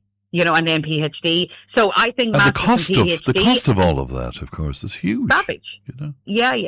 Yeah. And again, it's no harm maybe to go way off and work for a while and then go back and do your masters. But then you are breaking that cycle. Yeah. But sure, again, what odds as long as you're getting out and doing something, or go to Australia for a year or wherever you want to go. But I know it's easier said than done. But most people I know had to go and work and do their masters that way, and there's nothing wrong with that either. You know, considering what some countries pay for their education, obviously the States being one that stands out, it's horrendous. So we're still okay, but listen, even though I think it's heading down there. You're referring to the student loans system in the States. Well, I'm referring to the pure 250,000 to do a degree in the States, more if you go an Ivy League, which is obscene as well. Although it is interesting. I had a friend of mine, he did his degree in the States, and he said it was so different because there's almost like an arrogance where the lecturers are treated like, well, hold on, we're paying for you to get me the result, so you better work to do it. Whereas it's not like that here, which I much prefer. You know, there's like, we're the customer, you better give us value for our money here. It's interesting. You know, and do you know that argument as well, that we, when I say we, our generation, Helen, even though you're considerably younger than me, but that we mollycoddle them, and we have mollycoddled them, and they need things like the Leaving Cert to teach them resilience and all of that. Do you go along with that to some degree?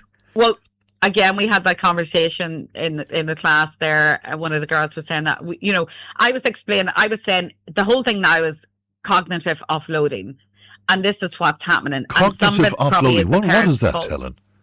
Some of it's the parents' fault, just to preempt it, and some is just the way life is now. But basically, do you remember years ago, if you couldn't remember something, you'd have to wreck your head for days to try and get that recall back? I remember I couldn't remember Roger Taylor's name out of Queen, the band Queen. And I went over there, I was ringing people, not even, because I wasn't even texting, but but I remember ringing my brother-in-law and asking him. But now you just Google it. So that's cognitive offloading, where we're just getting something else to think for us. So with us, or, up until not that long ago, it was Google it. Yeah. Whereas we used to go to Encyclopedia, and then we got Google, this was great. And now it's ChatGPT or, one of those. So it's so we're offloading a lot of our thinking, as in we as a population, as people, so I think that I was thinking, gosh, and even driving over when Maddie was talking about Lake Isle of Innisfree and she was reaming out this stuff, and I was like going, thank God, because I was thinking, is it the thing where the dependency on the phones is stopping them from retaining information? But then in my head, I was like, she's got the young brain. They can remember everything. So there's a bit of both. You know what I mean? Like, I forget everything at the moment. I'm 51. But they have, like I said, the young brain that remembers stuff. But so there is that challenge. But every generation brings a challenge. Every generation brings different challenges. So for us, maybe it was like, say, or in our generation, it could have been things like, I couldn't express myself enough to tell my parents I'm absolutely cacking it for these exams, or I don't think I've prepared enough. Whereas now it's freely talked about, and okay, well, listen, why don't we get you grinds and this, and it's everything's more accessible. So like I said, every generation brings some challenge. This is just, but like years ago, we had to go out and think for ourselves, like, and you got a job. I remember working at 15. You're not allowed to work at 15 now, but I wasn't through the books, but I was just looking after kids, running a house and making the dinners. Like, what I think of it, but it was brilliant, But now, say, for example, loads of these kids, the junior cert, most of them can't get a job because they're not 16, so nobody can take them on because if something happens at insurance. But that work balance, that work that we had to do and just get thrown in, not trained, and just picking it up as we went along. That was great for our brains. But again, like I said, every generation brings different strengths and weaknesses. And I know they're very young, Helen, but are you looking to the future and the distinct possibility that they might decide to go overseas? You mentioned Australia there yourself. Is that something that concerns you, bothers you? Yeah, well, I like it if it's their choice. Yeah. I think it's very hard if there's no other choice. Yeah. So say in the late 70s, early 80s, I remember my uncles having to go, and it was like, my Uncle Paul talks about flicking a coin, him and his mates sitting up on a hill in Fermanagh, and heads Australia, or heads America, tails the UK, London, and that's how they did it. Yeah. So that's different. Everybody should go way off and see some parts of the world, like if that's their choice. But I do think back again to those days where we had young people leaving here during the recession with only a year into their apprenticeship and having to go to Australia because there was nothing. So that's very different. But I would like to see the girls going off and travel and doing their thing and coming back, hopefully, but that's natural. That's what we should be doing. Like the swallows. I'm looking out at the swallows here. Like but that's part of life, that you're way off. And you have to go away to come back. You got immersed in Yeats this morning, so you're getting all poetic on me. Yeah, no, I'm literally just looking at the swallows sweeping in and out here. But yeah, so that's normal, and you want to see them go way off. Like I'd want to go with them or hold on to their legs as they're getting on to the same. Oh, I know. Yeah. What's the role of a parent is to become redundant? I know. How sad that is, though, isn't it? It's. I know. But you listen, my mum's up in Fermanagh. I ring her at least once a day. It's different. It's your parenting role changes, but the support's always there. The ringing them,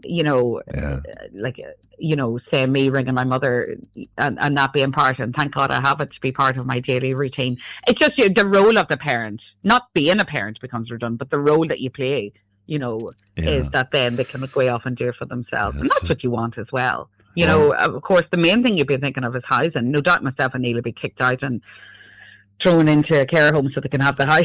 Or the dreaded granny flat. The granny flat. It'll be all right too. It'll be all right. We grew up in worse than these countries here. That's for sure. But, Helen, it's always good to talk to you. My best to Maddie, by the way. I hope she does extremely well. Thank you, and best of luck to all the parents and the kids out there. They'll be fine. Lovely to talk to you, Helen. Thank you. Thanks, Fran. Good morning to you. Bye-bye. And that's the great Helen England speaking to us there. 1800 938 007. Back in just a tad.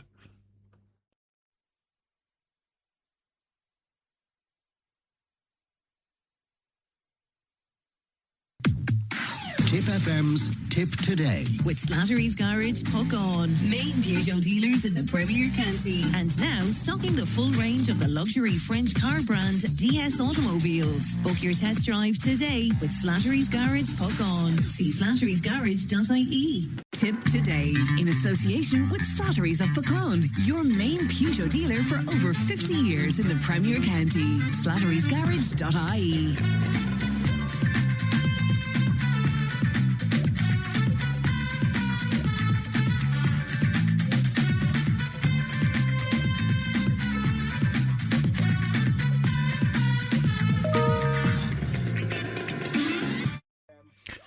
Now, the most popular documentary on Netflix at the moment is a true crime documentary exploring an incident that might not even be a crime. Now, Leanne is with me. Good morning to you, Leanne. Good morning, Fran.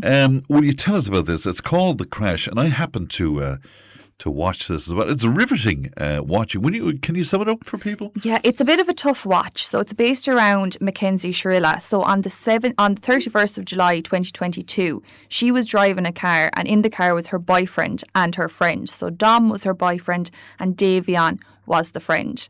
So the car crashed at 100 miles per hour into a wall, leaving the two boys dead. But she miraculously survived the crash. So the whole documentary is investigating if it was an accident or if she did it on purpose to kill the two boys.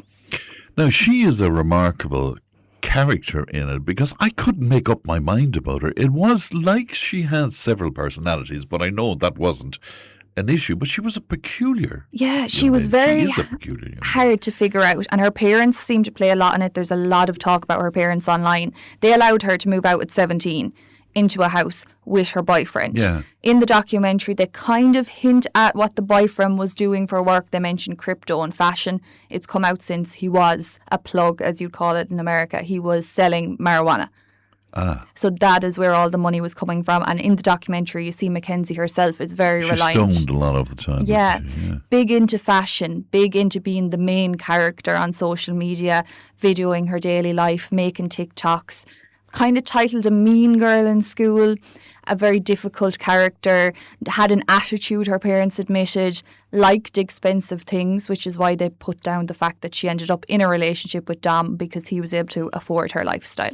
Now, the relationship with Dom, very volatile. I mean, she came across as very angry at times. And very threatening. There was messages where she threatened him, where he had put her out of the house and wanted to break up with her. And did he go off with somebody else at one point? Yeah. Or did she believe that? She believed that and showed up at the house banging on the doors. He recorded it all. Yeah. He texted his mother a couple of months prior to this crash that killed him, saying that Mackenzie was threatening to drive into a wall.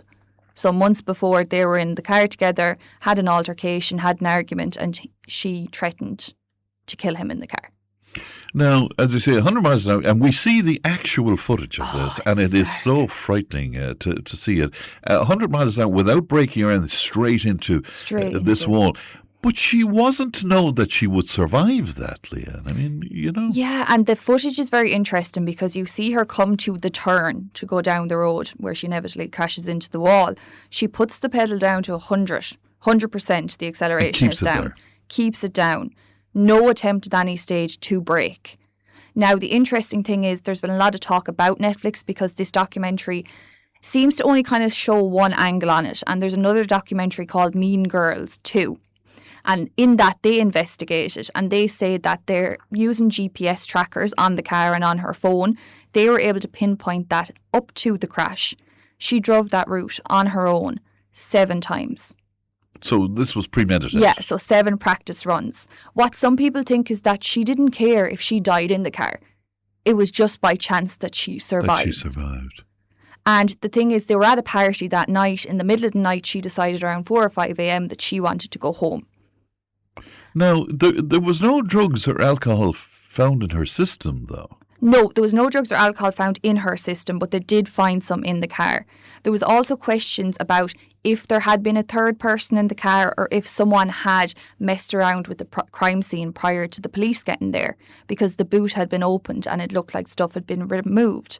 So that caused a lot of concern about if other friends in the group were aware that there was something in the car that they didn't want to be seen and had taken it out of the car after the crash. Now, you'd imagine, because the CCTV was very clear that would have been caught on CCTV. Yeah, and a lot of the friends were big into social media as well. There were social media influencers who had a very child-friendly audience. So that was the concern. Was there others involved at this? Why the friends didn't want to talk too much about it. Some of them refused to speak to the police. Was there something to hide? Yes, now there was one young lady that was very vocal who was her friend. That was Rosie, and now she has got so much hate online. She has lost hundreds of thousands of followers over the situation. Even rumours have speculated that she was after having a fling with Mackenzie's boyfriend that night. Mackenzie found out, and that's why Mackenzie chose to crash the car. See, when did it become a murder case, though? So she had to get life-saving surgery. They say she had broken bones, she'd broken ribs, she had surgery and she woke up. So she initially said she remembered nothing. She sticks to this story. She has no recollection of anything that happened. She doesn't remember any of the story, which they kind of questioned because you can see when they look at the car analytics, someone attempted to put the car into park while she was driving towards the wall. So they assume with the reconstructions that either her boyfriend or the friend in the back realised what was happening and attempted to pull. Tried to stop it in some So she also said that she has POTS, which a lot of celebrities have come out and said they have also. And part of that illness is that you will have blackouts. But at that stage, they said she'd never had a blackout in a car before. And if she had POTS, why was she driving a car? And they had no medical expert on her defence team saying that this was what happened. Her parents came across to me as very peculiar. Very really strange. And the father has since lost his job. He's a teacher and has lost his job in the school following the documentary. Because of all of this? Because of all of this. He said he knew that she was smoking marijuana and that he did it himself and that he'd no problem with it. The mother has also been caught on so many jail calls that are going around online right now saying, be careful what you say, there's people listening, letting her know how famous she's become. And she's become really excited in prison at the fact that she thinks she's the next Kardashian, asking what shows she's on, what they're saying about her. A complete lack of remorse, and the parents seem to be feeding into it all. And they keep saying they don't believe any of this. She's falsely accused. She shouldn't be in prison. And the mother actually stood up during the case after they sentenced her and gave a statement on how show mercy to my daughter. It's not her fault. It was a car crash. Yeah, and if you'll forgive the pun. I mean, wasn't it? It was dreadful. It was dreadful, and the mother stood up. All the victims' families are there. Yes. She never mentioned any of the victims. And the judge called her out. She called her out on it and said, like, it was worrying the fact that all she was talking about was Mackenzie, my family, and nothing about the children that had died. Right. Now, I'm conscious that we're kind of, we should have done spoiler on this, but I mean, all we're doing here is the tip of the iceberg. I mean, the detail in this is incredible if you watch so much. And it was reported at the time that she had been found guilty. So it's out there. Everyone knows that she is in prison. And what was she, how many years did she get? She got aggravated homicide. So she is eligible for parole after 15 years. A lot of people think with the crime that she won't get out.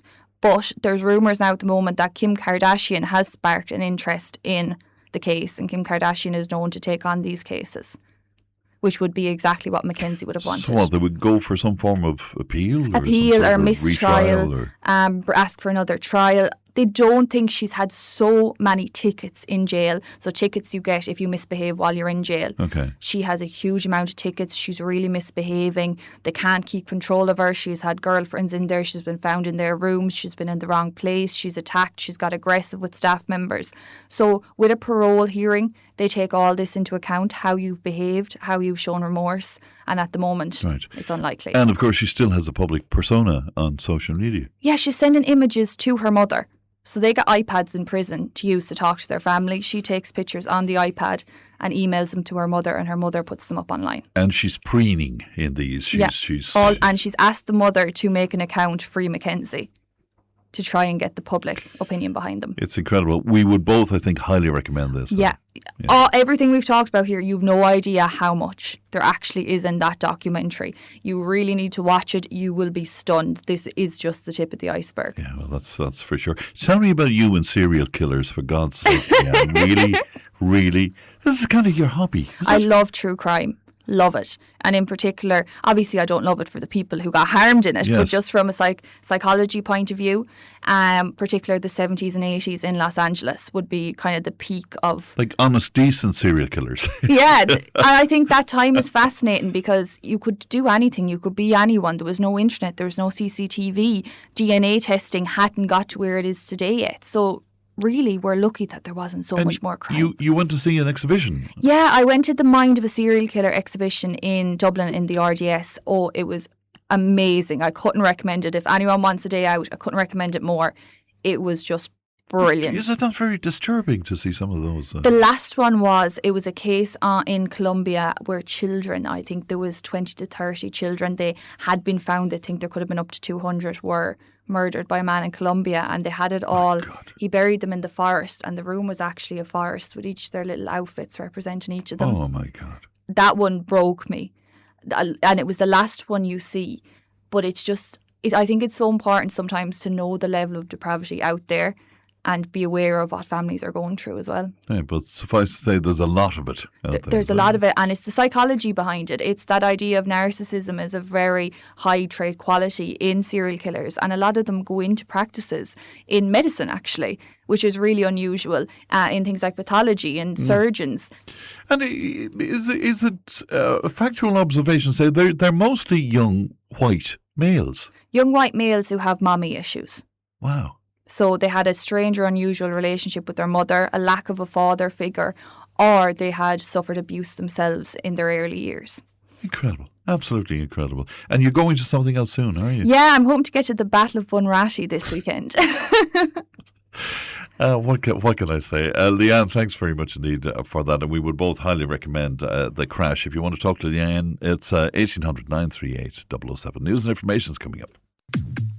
Tipp FM's Tip Today. With Slattery's Garage, Puck On. Main Peugeot dealers in the Premier County. And now stocking the full range of the luxury French car brand DS Automobiles. Book your test drive today with Slattery's Garage, Puck On. See slatterysgarage.ie. Tip Today, in association with Slattery's of Puckon, your main Peugeot dealer for over 50 years in the Premier County. slatterysgarage.ie.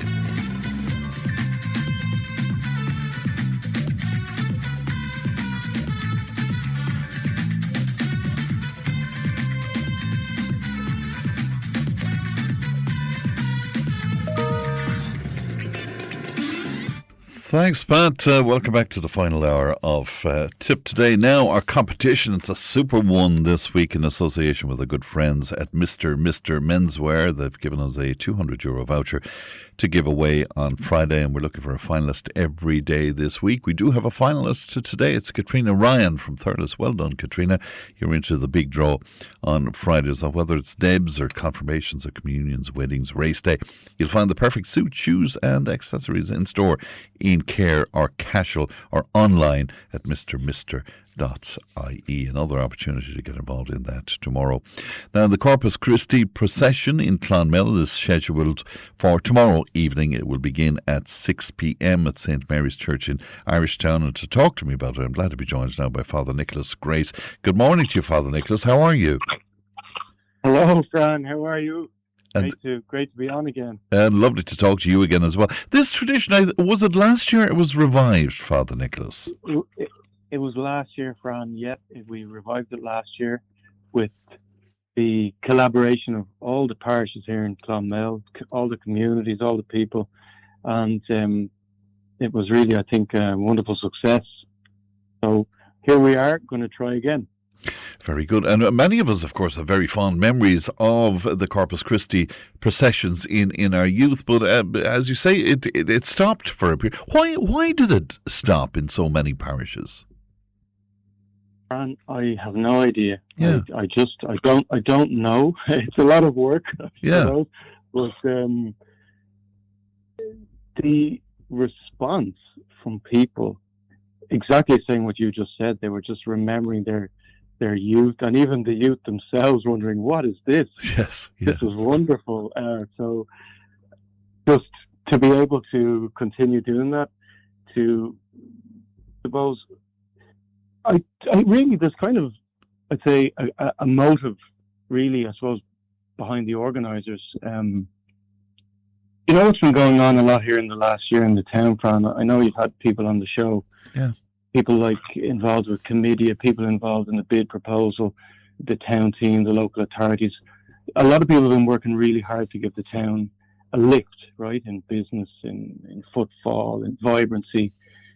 This public procession, this manifestation of faith where so many parishes and people come together to pray publicly, this is really an effort to give the town a spiritual lift, you know? Yes. So I think it fits in really well. And I was thinking as well on this morning, praying in my chapel here in the parish house, in between the successful bid proposal, the effort to get this funding by Tipp Council, 17 million, I'd say that a lot of blessings have actually come to the town in the last year since we did this. And that's why we do it, really, to bring blessings on the town. You know? I think it's a lovely, and of course Corpus Christi, or Latin for Body of Christ, I understand, Father Nicholas. I mean, this is at the core of the faith, is it not? Yeah, it is. It's at the heart of the faith. The Second Vatican Council would have said that the Eucharist itself is the source and the summit of all good things in the church.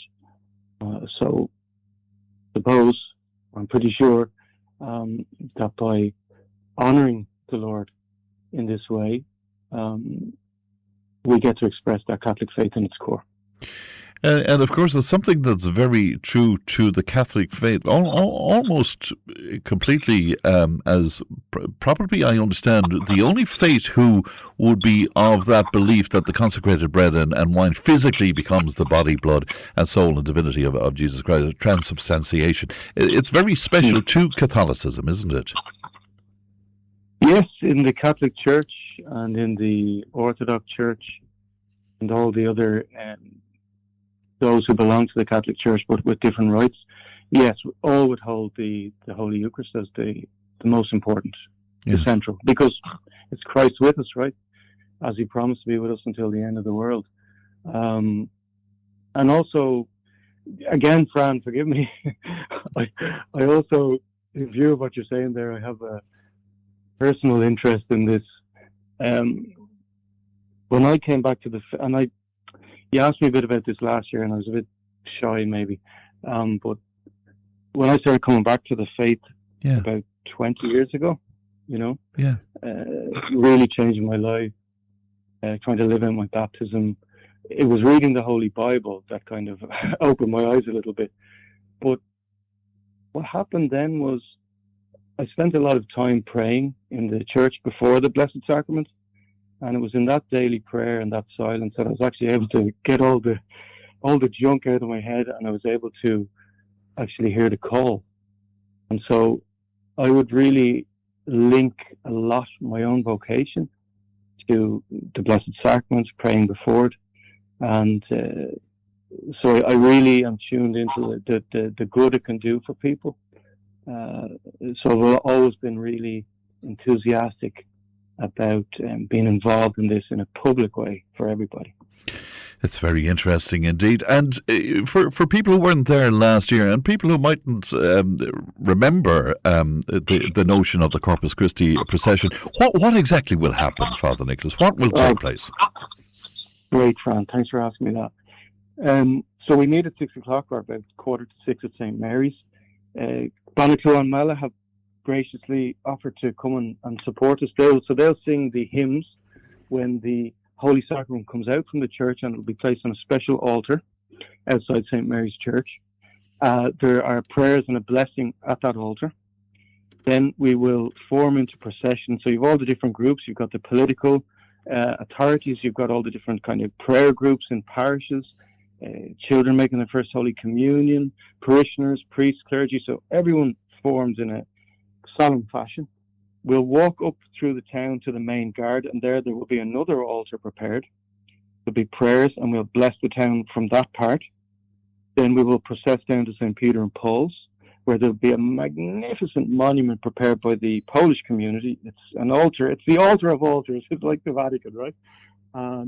There will be prayers and a blessing towards that part of the town. Yes. Then we go into the church for the final hymns, and the Peter and Paul's choir will be singing there. And then we will have the final prayers, the blessings, and the thanksgiving. So you see, really, we try and bless the town from every angle, as it were, and involve all the churches. St. Oliver's, there's a lot of people involved from St. Oliver's, but we're not going to go up to St. Oliver's because we want to keep it in the town. Sure, yes. And it's very interesting that Clonmel almost is becoming a centre of people expressing their faith publicly. I'm thinking of the recent rosary that was a very inclusive and wonderful sort of an outdoor occasion as well. Is this something that's emerging in the town, do you think, Father Nicholas? Well, I think there are, between people on parish councils, between the priests, Father John Tracy, Father Desiderio, and a lot of strong leaders in different communities, Polish community, Indian community, and the Irish community, that really come together in church, let's say. And that Rosary Rally, who a lot of people were behind that, but I'd say Mr. Jimmy Ryan was a great force in that. Sure, yeah. Are very much tuned to the fact that we in the Catholic Church are all brothers and sisters. So maybe there's a bit of a reaction there to any nastiness or any kind of racism that's come across in the country in the last few years. I think through the church we've manifested a unity and a togetherness that I hope would be a counterbalance to any nastiness that's around in the country. Yes, because what you're doing is very inclusive of everybody, I suppose, really. Yeah, of course. Yeah. It's the church. I mean, Catholic means universal, everybody. So these events, I think, have brought people together, Fran, as I'm sure you'd agree.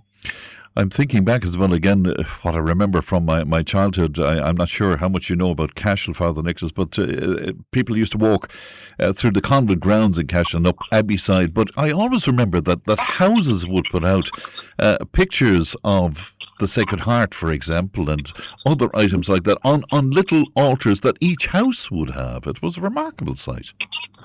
Yes. Yeah. These are the old traditions. Yeah. Nice expressions of faith. Now, I suppose, in this modern world, we don't want to be completely attached to the past, but we don't want to cancel the past either, So these little things, bringing some of these things back is really nice. It's, as G.K. Chesterton would say, you probably know him as a journalist. Sure, yeah. We say the democracy of the dead. We live it out when we incorporate or respect some of the nice traditions and beliefs of the past as well in the present. Oh, what a lovely idea. The democracy of the dead. Is that what you're saying? Yeah. Wow. Yeah. Wow. I love it. So we're talking about tomorrow evening then, 6 p.m, St. Mary's Church in Irish Town. Whatever the weather might be, it's going ahead anyway, Father Nicholas. Yeah, so please God for the weather, and please God that everyone can give a good turnout. And the whole thing, Fran, is about 45 minutes to an hour by the time we finish in St. Peter's. So it'd be great if people can come out there, and every person that puts their foot on the ground invites the Lord to bless the town a little bit more. So please, that everyone would do their best to come. All right. Lovely idea, and always lovely to talk to you. And thanks for your time this morning, Father Nicholas. Thank you. Oh, thank you, Fran. Thank you. Good morning to you. That's Father Nicholas Grace speaking to us there. Do you have memories of the Corpus Christi parades? And am I right about that in Cashel? Wasn't it the convent grounds? And I particularly remember Abbeyside for some reason. Was that the other entry into the convent in Cashel? You might just share some of those memories with me if you can at all. 1800 938 007. Tipp FM's Tip Today. With Slattery's Garage, Puck On. Main Peugeot dealers in the Premier County. And now stocking the full range of the luxury French car brand DS Automobiles. Book your test drive today with Slattery's Garage, Puck On. See slatterysgarage.ie. Tip Today, in association with Slattery's of Puckon, your main Peugeot dealer for over 50 years in the Premier County. slatterysgarage.ie.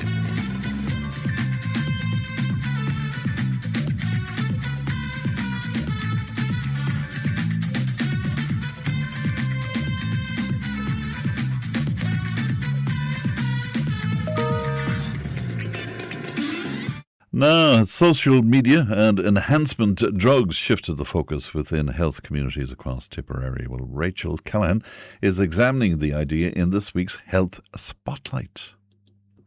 Tipp FM investigates. Funded by the News Reporting Scheme. The Health of Tipperary. Last year, I got a bowel cancer diagnosis and I had a surgery. But I bounced back very quickly because I was looking after all the things I could look after. Went from diagnosis to all clear in 3 months, which is amazing, really. Even my own surgeon said it. He said, if everybody was doing what you do, he said, we'd get a lot more of these best case scenarios. Last year, Neil Dennehy was diagnosed with bowel cancer. There was only 3 months between his diagnosis and Neil getting the all clear. He attests his speedy recovery to his healthy lifestyle and practicing mindfulness and well-being. For Neil, this lifestyle is not only his passion but his career. Neil, could you tell us a bit about your business here in Clonmel? I have a little clinic here in Clonmel, Health Matters. So I do physical therapy here. I give one-to-one fitness advice and support as well, and one-to-one therapeutic mindfulness. That's from the clinic itself. And then I deliver community wellbeing programs and wellness walks. So the wellness walks are outdoors, so it's a chance to connect with nature, do mindfulness outside, get some exercise, social contact. The community talks and programs could be on a range of different topics. The Be Well program, 6 weeks, covers a lot of the main elements, around food awareness, exercise, mindfulness, social contact, belonging, all these different key elements. We do discussions on those as well as exercise, and some mindfulness tasters through the program as well to build up some good habits. Do you think people in Tipperary are engaging with your work, and are they focusing on health? Yeah, I do think people are engaging, but I do feel like for every person you reach, there's another 1,000 that could benefit from the content and the services and the information that's being provided. So I'm actually working with Tipp County Council at the moment on developing our first well zone in Mulcahy Park in Clonmel, and we're going to install a series of signs that link to QR coded. The QR codes link to wellbeing content, so there'll be mindfulness practices.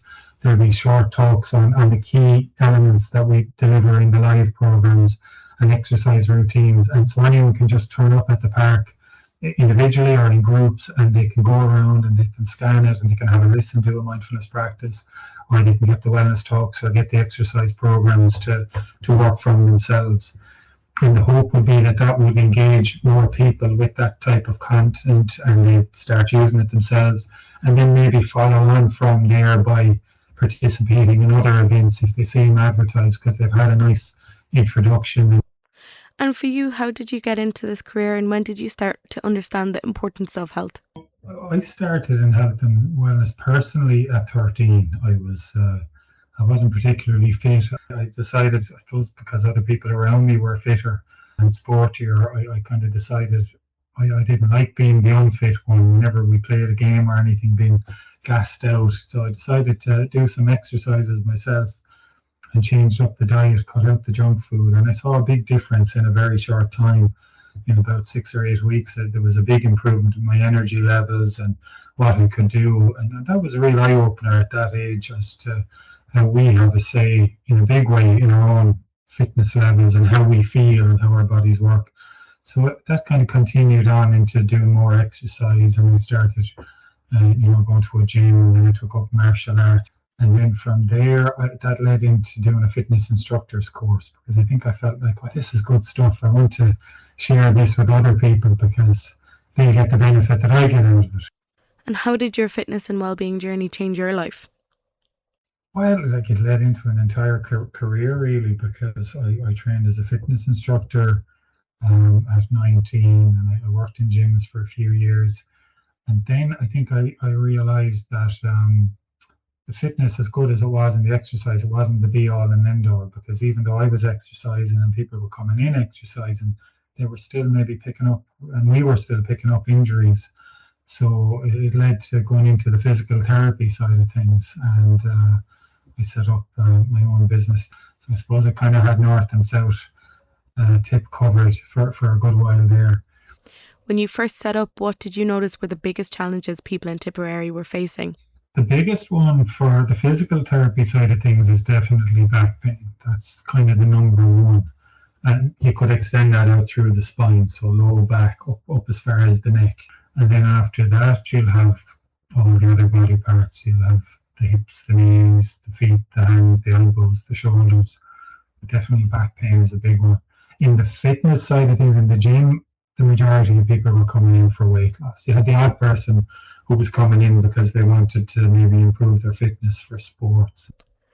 And have you noticed those challenges changing over the years? And I'm not sure it's changed that much. No, I suppose, to be fair, there's more people now in gyms who are quite fit, but there's still an aesthetics element to it. A lot of people are doing it to be in shape.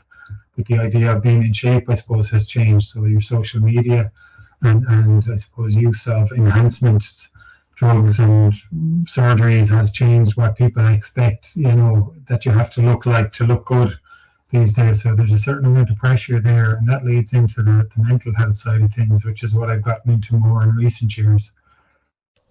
What are some of the patterns or concerns you see through your work and the workshops you deliver to people in Tipp? Yeah, a lot of people are stressed. A lot of people are carrying stress. That sort of, not always very high levels of stress, but a chronic, long-term lower levels of stress. And what I find is when we do the mindfulness practice and they actually wind down a little bit and relax a little bit, they can tell the difference, because often people are going around with a level of anxiety and stress that's just almost always there. And I see that in the feedback forms as well, from all ages, from school kids right up to older adults, you know.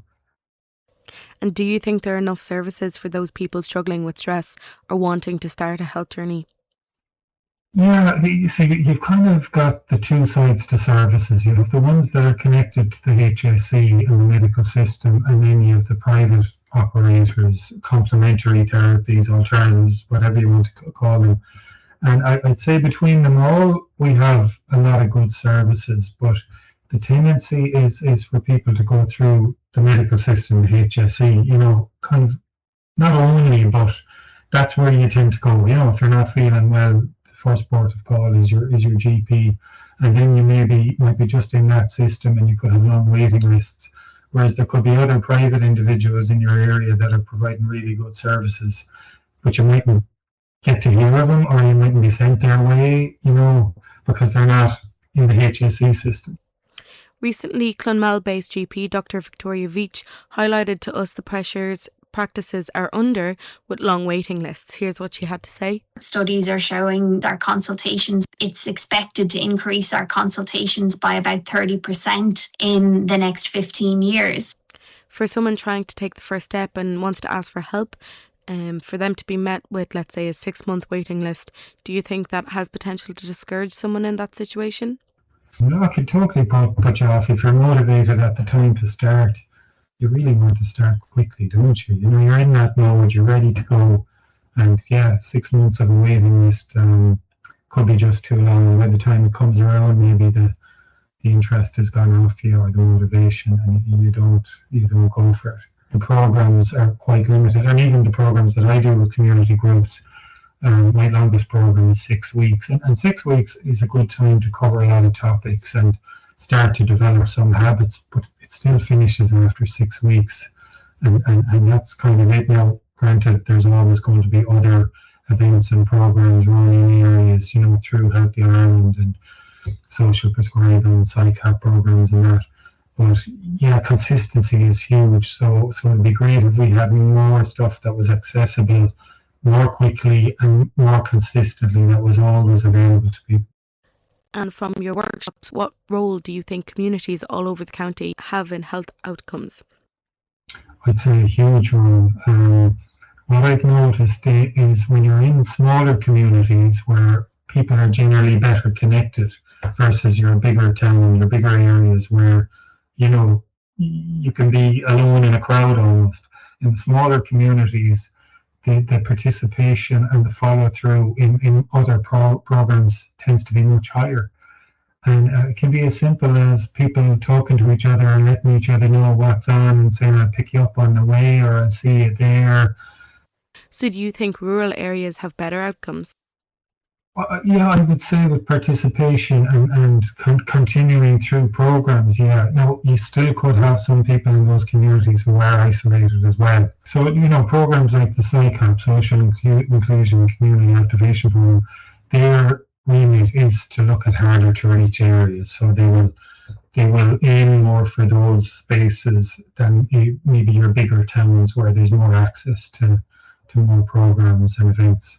Do you think support services in Tipp are falling short?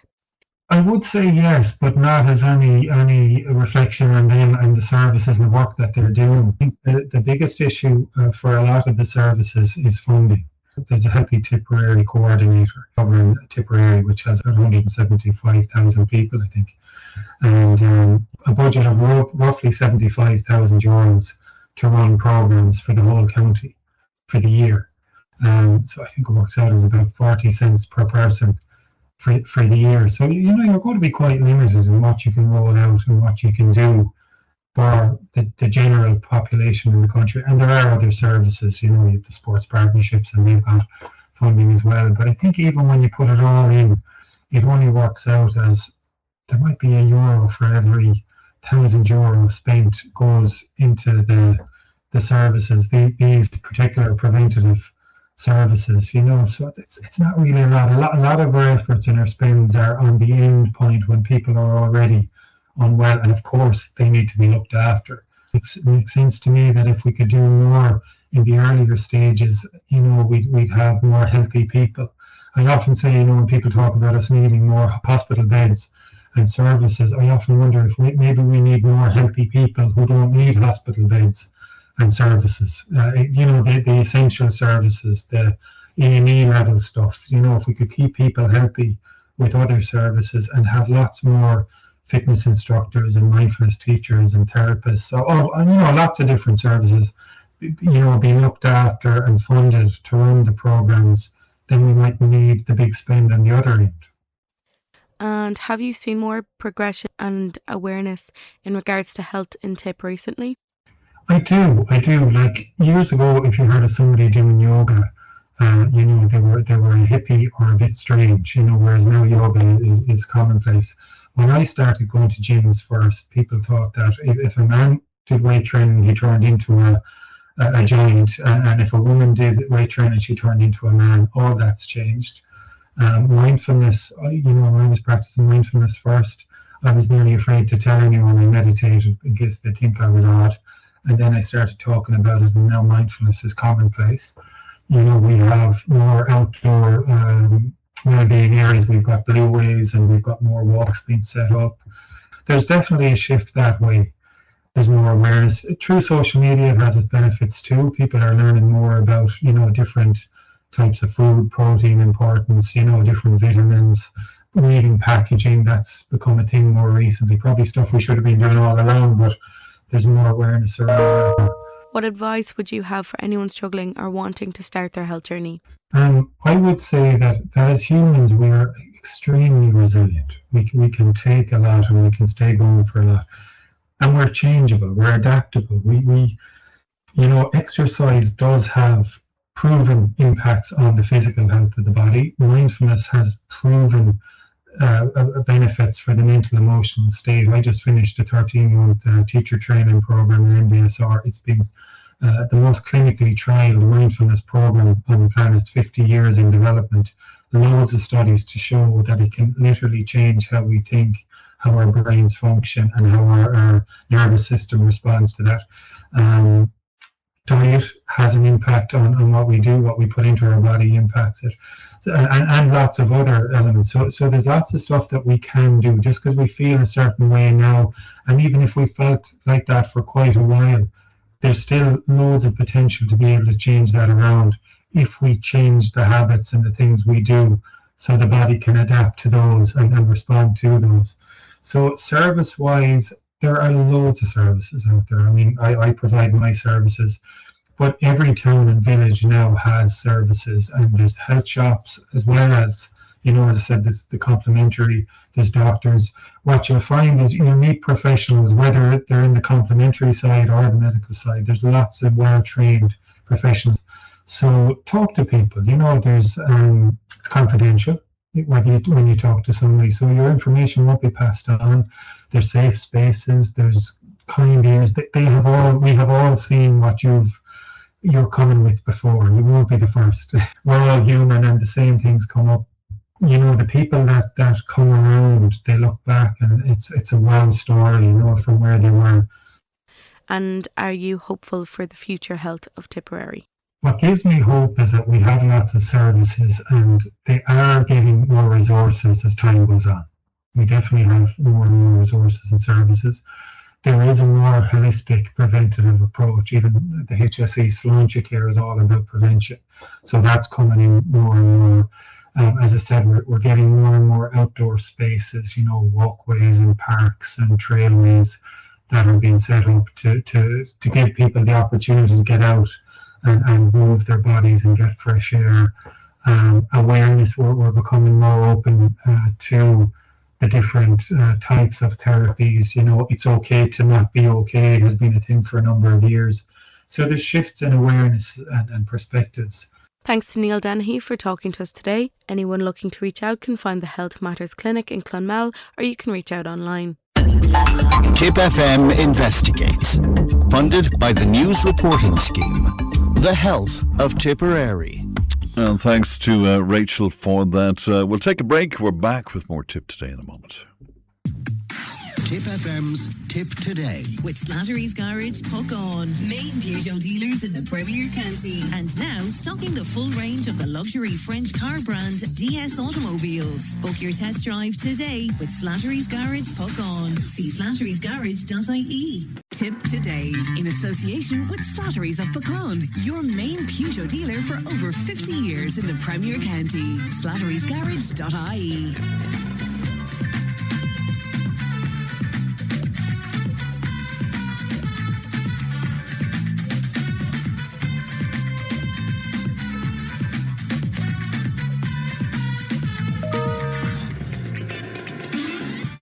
Now we continue our conversation around the Leaving Cert because, as you know, the Leaving Cert and Junior Cert kicked off this morning. I'm glad to be joined now by community activists and a man who has been a listening ear for young people in the Rossgrey area for many years. Derek Russell joins me. Good morning to you, Derek.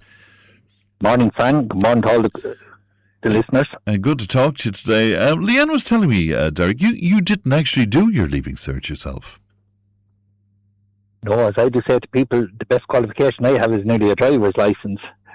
And so it would have been back in about 86 that I would have left school. Yeah. And I was the happy age of 14 at that stage. Wow. And I know there's a lot of the listeners now will be wondering what this is, but I actually done a group cert. Yes, yeah. Which was way before the intercert as well. And I suppose if I had to have my way, I wouldn't have even done the group cert. But there was a great teacher in the vocational school in Rossgrey, and he was actually the assistant principal as well. And I was gone out of school, I suppose, 6 or 7 months before the group cert. And he came out the night before, and then he had a chat with my mother. And the next day I walked in, and I knew there was something up when I seen him in the house. And he demanded that I come back and do the group cert, and this was actually the night before it.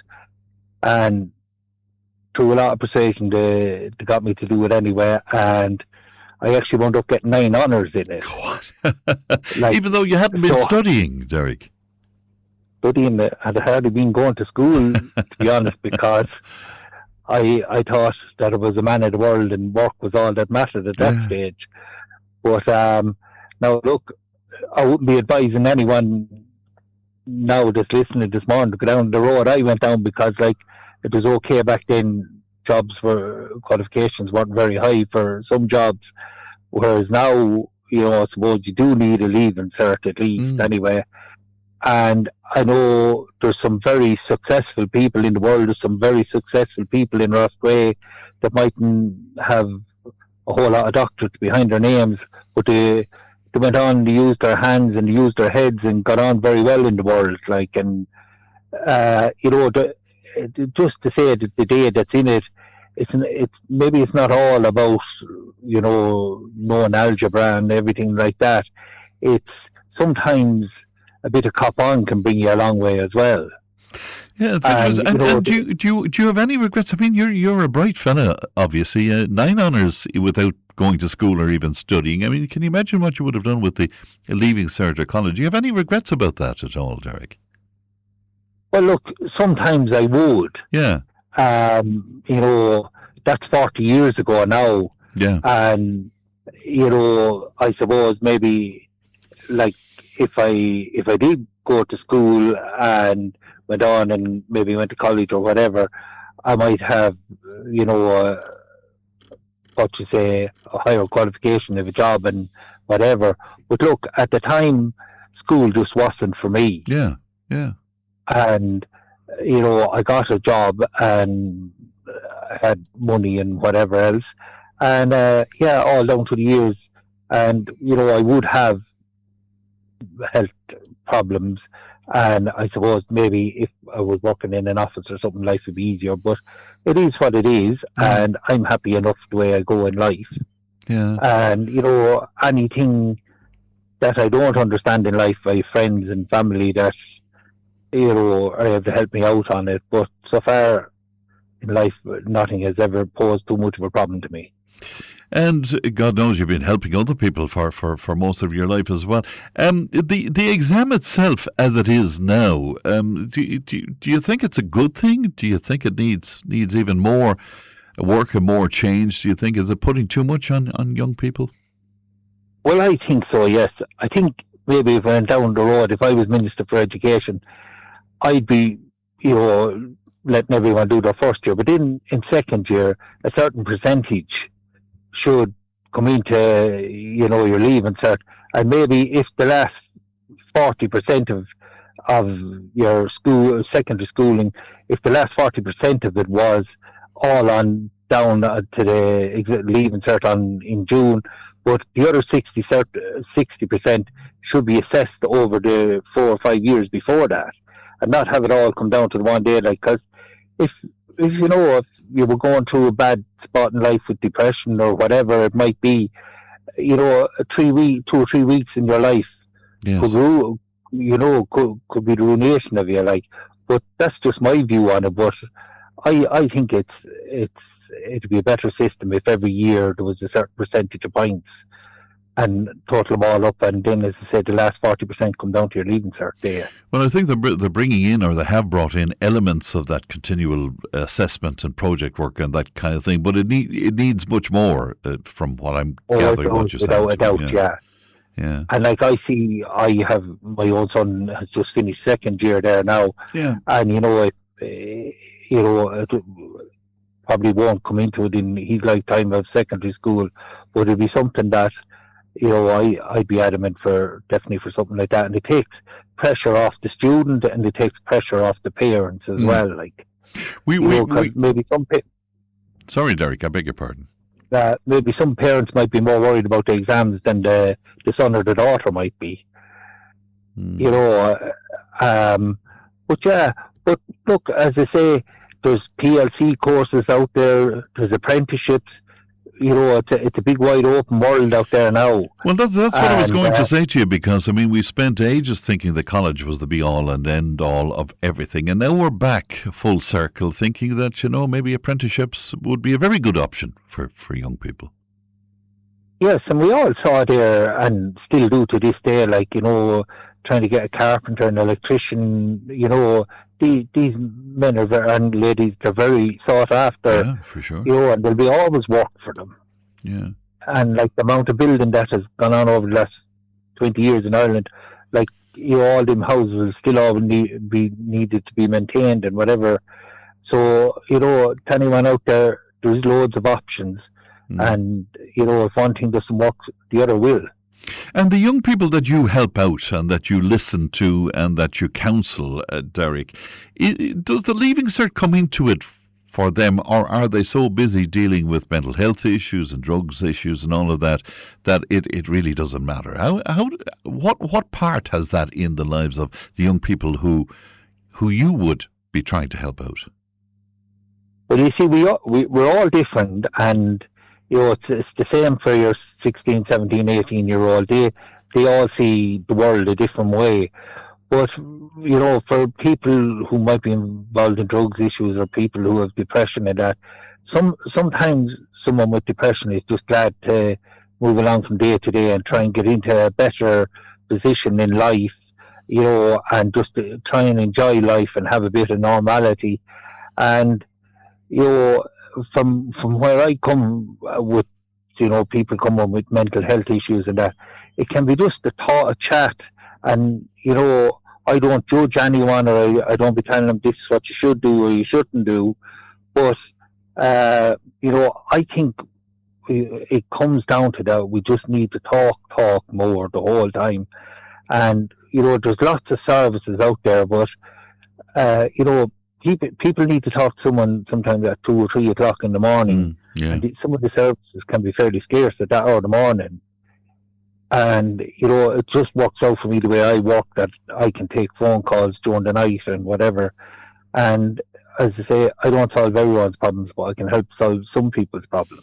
And God knows you do. I know of a couple of cases where the Leaving Cert has traumatised people. Now, these are bright people, and they were bright kids at the time, but it took so much out of them, the worry about it, the stress about it, and all of that. Is that something you're familiar with, Derek?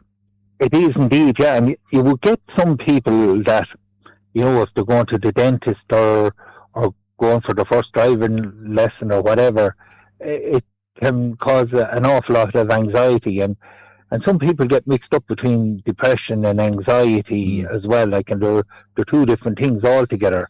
And I think we need to be teaching our young people the difference. It's very easy to say, oh, I have mental health issues, but your mental health issues can come under an umbrella with 6 or 7 different strands to it. Yeah. And that's where I you know, it's all great that we have social media and we have everything like that. But if you're to read some of the stuff that people put up about how you should deal with your mental health and everything, I think it actually make it worse instead of better. Yeah, yeah. You know, and as I say, I done me group cert, for anyone that even knows what a group cert is. I done that back in the 80s. And like, all as I saw was doors of houses being left open and people walked in and nobody questioned why they were coming in or anything. But now you'd see maybe they just needed to talk to someone for a few minutes in the chat, and you know, it got them out of a certain hole in life. And I don't think, some people would say now that if you call to someone's house, you really feel obliged to ring them first and tell them you're coming. Because that wasn't the way. Yes, and you're saying support came from that sort of camaraderie and that neighbourliness. Yeah, and like, you know, we're all involved in clubs and different organisations and everything. And for some people, they might be in the local hurling club or whatever, and they might aspire to play for Tipperary or Offaly or Limerick or whoever. But for others, it can be a way of getting out there and, you know, burning up some excessive energy and, you know, having someone to talk to for a while after it and whatever. We all have different reasons to be involved in different things. And, you know, what you might get out of it, I might get something totally different out of it. And, you know, that's what it's all about. And, you know, talking to some county hurlers and that there now as well, and like, they hear the pressures that come with being a county player now and everything. And it's very easy for people to, you know, go on social media and say, oh, such a one is very bad and everything. Yeah. You know, and at the end of the day, that person going out there and playing, they're only a human, and they have to get up and go to work the next morning and everything. And, you know, they're out there from the month of October or whatever, training away. And, like, this is what people forget. We put fierce pressure on the people, so we do. And what about those who might argue, Derek, that, you know, that sometimes a bit of pressure, a bit of stress is a good thing because it teaches resilience from down the road, because, you know, life isn't going to be sort of a straight highway for the majority of people. There will be challenges and difficulties along the way, that we're not teaching enough resilience. How do you answer that? Well, you see, we're all different. Like, some of us in life are very resilient. Yes, and like, we thrive on stress and stuff like that, yeah. Yeah, you see it there in politicians, and no matter what seems to go wrong in it, they're always there to, you know, talk the way out of it and everything. But you have other people then that get in their head and don't be able to eat and don't be able to concentrate on work or school or whatever phase of life they're going through at the time. Like, everybody has to understand it. Everybody has a different view on things. Like, if you put 5 people into your office and give them all a chance to talk on a certain point, well, everyone will come at it a different way. Yeah, yeah. And as you say there, right, we all need a little bit of stress in life, you know, just to keep us on a certain keel. But it's when we get overstressed is the problem. And it's how we handle it, like. And, you know, I see it with the people that come up to me. You know, it's some people, they'll have a little ball in their hand, a little soft sponge ball, and they'll be squeezing it away. And you see other people that have a tissue and they tear to bits in their hand, and they'll be doing it in lonesome. We all have different ways of expressing ourselves. Yeah, it's a very good point indeed. Of course, we're talking largely about the students here. The stress on parents, it has to be mentioned as well, Derek. Yeah, well, actually, when in a town that I delivered in the mornings, I see, just coffee shops there, and you see people sitting outside it. Well, I never seen such a crowd of women, parents, they're after dropping the children to school, to the exams, and they were all there drinking the coffee. You'd know they just needed to get together and have a chat. Yeah, of course, yeah. And, that's what we should be doing, like. Yeah, and it's hard for parents to know what to do. I mean, do you push them a little bit? Do you put them under pressure to study? Do you make a big deal of it? Do you make not so big a deal? It's a tough one to call, isn't it? It is, but I think, studying, you really want to be trying to introduce it definitely in first year. Yeah. And, stay getting a bit more determined about it as certain years do you go mean by. create the habit, create the discipline of it? Is that in a gentle way? Yeah. Like it's all, it's like every facet of life. Yeah. You can't just break into it overnight. Yeah. And, and then there's some people great to study it, and other people, it's just not for them, like. Yeah. And you have to be happy. It's like going to work or anything. You have to be happy in what you're doing.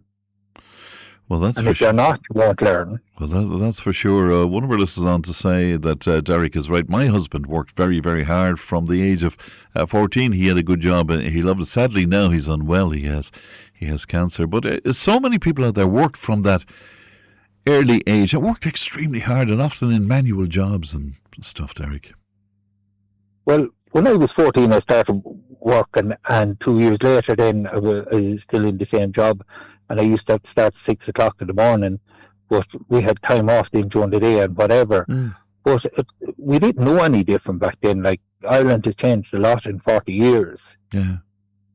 And for most people, they were just happy to have a job. Yeah, of course. Yeah. And, as I say, and, that caller or texter was saying to you there, her husband worked hard as well. And, life has got tough from now again, but like for anyone that has been out in life from a young age and working and probably paying a mortgage and rearing a family and everything, you talk about resilience there earlier on. Like, that man will have built up a lot of resilience over the years. Yeah, it's a very good point indeed. Derek, it's always a pleasure to talk to you, and thanks for those words of wisdom. Great to talk to you, Derek. Thank you. Lovely. Thanks very much, Thank you. Good morning to you. That's Ross Gray, community activist and a man who, as I said, has been a listening ear for young people for many, many years indeed. That's it for me. Leanne produced. We've been live from Nina today. Stephen's on the way with the Time Tunnel on the lunchtime show, and I will talk to you from Clonmel tomorrow. Look after yourselves, won't you? Bye-bye. Tip FM's Tip Today. With Slattery's Garage, Puck On. Main Peugeot dealers in the Premier County. And now stocking the full range of the luxury French car brand DS Automobiles. Book your test drive today with Slattery's Garage, Puck On. See slatterysgarage.ie.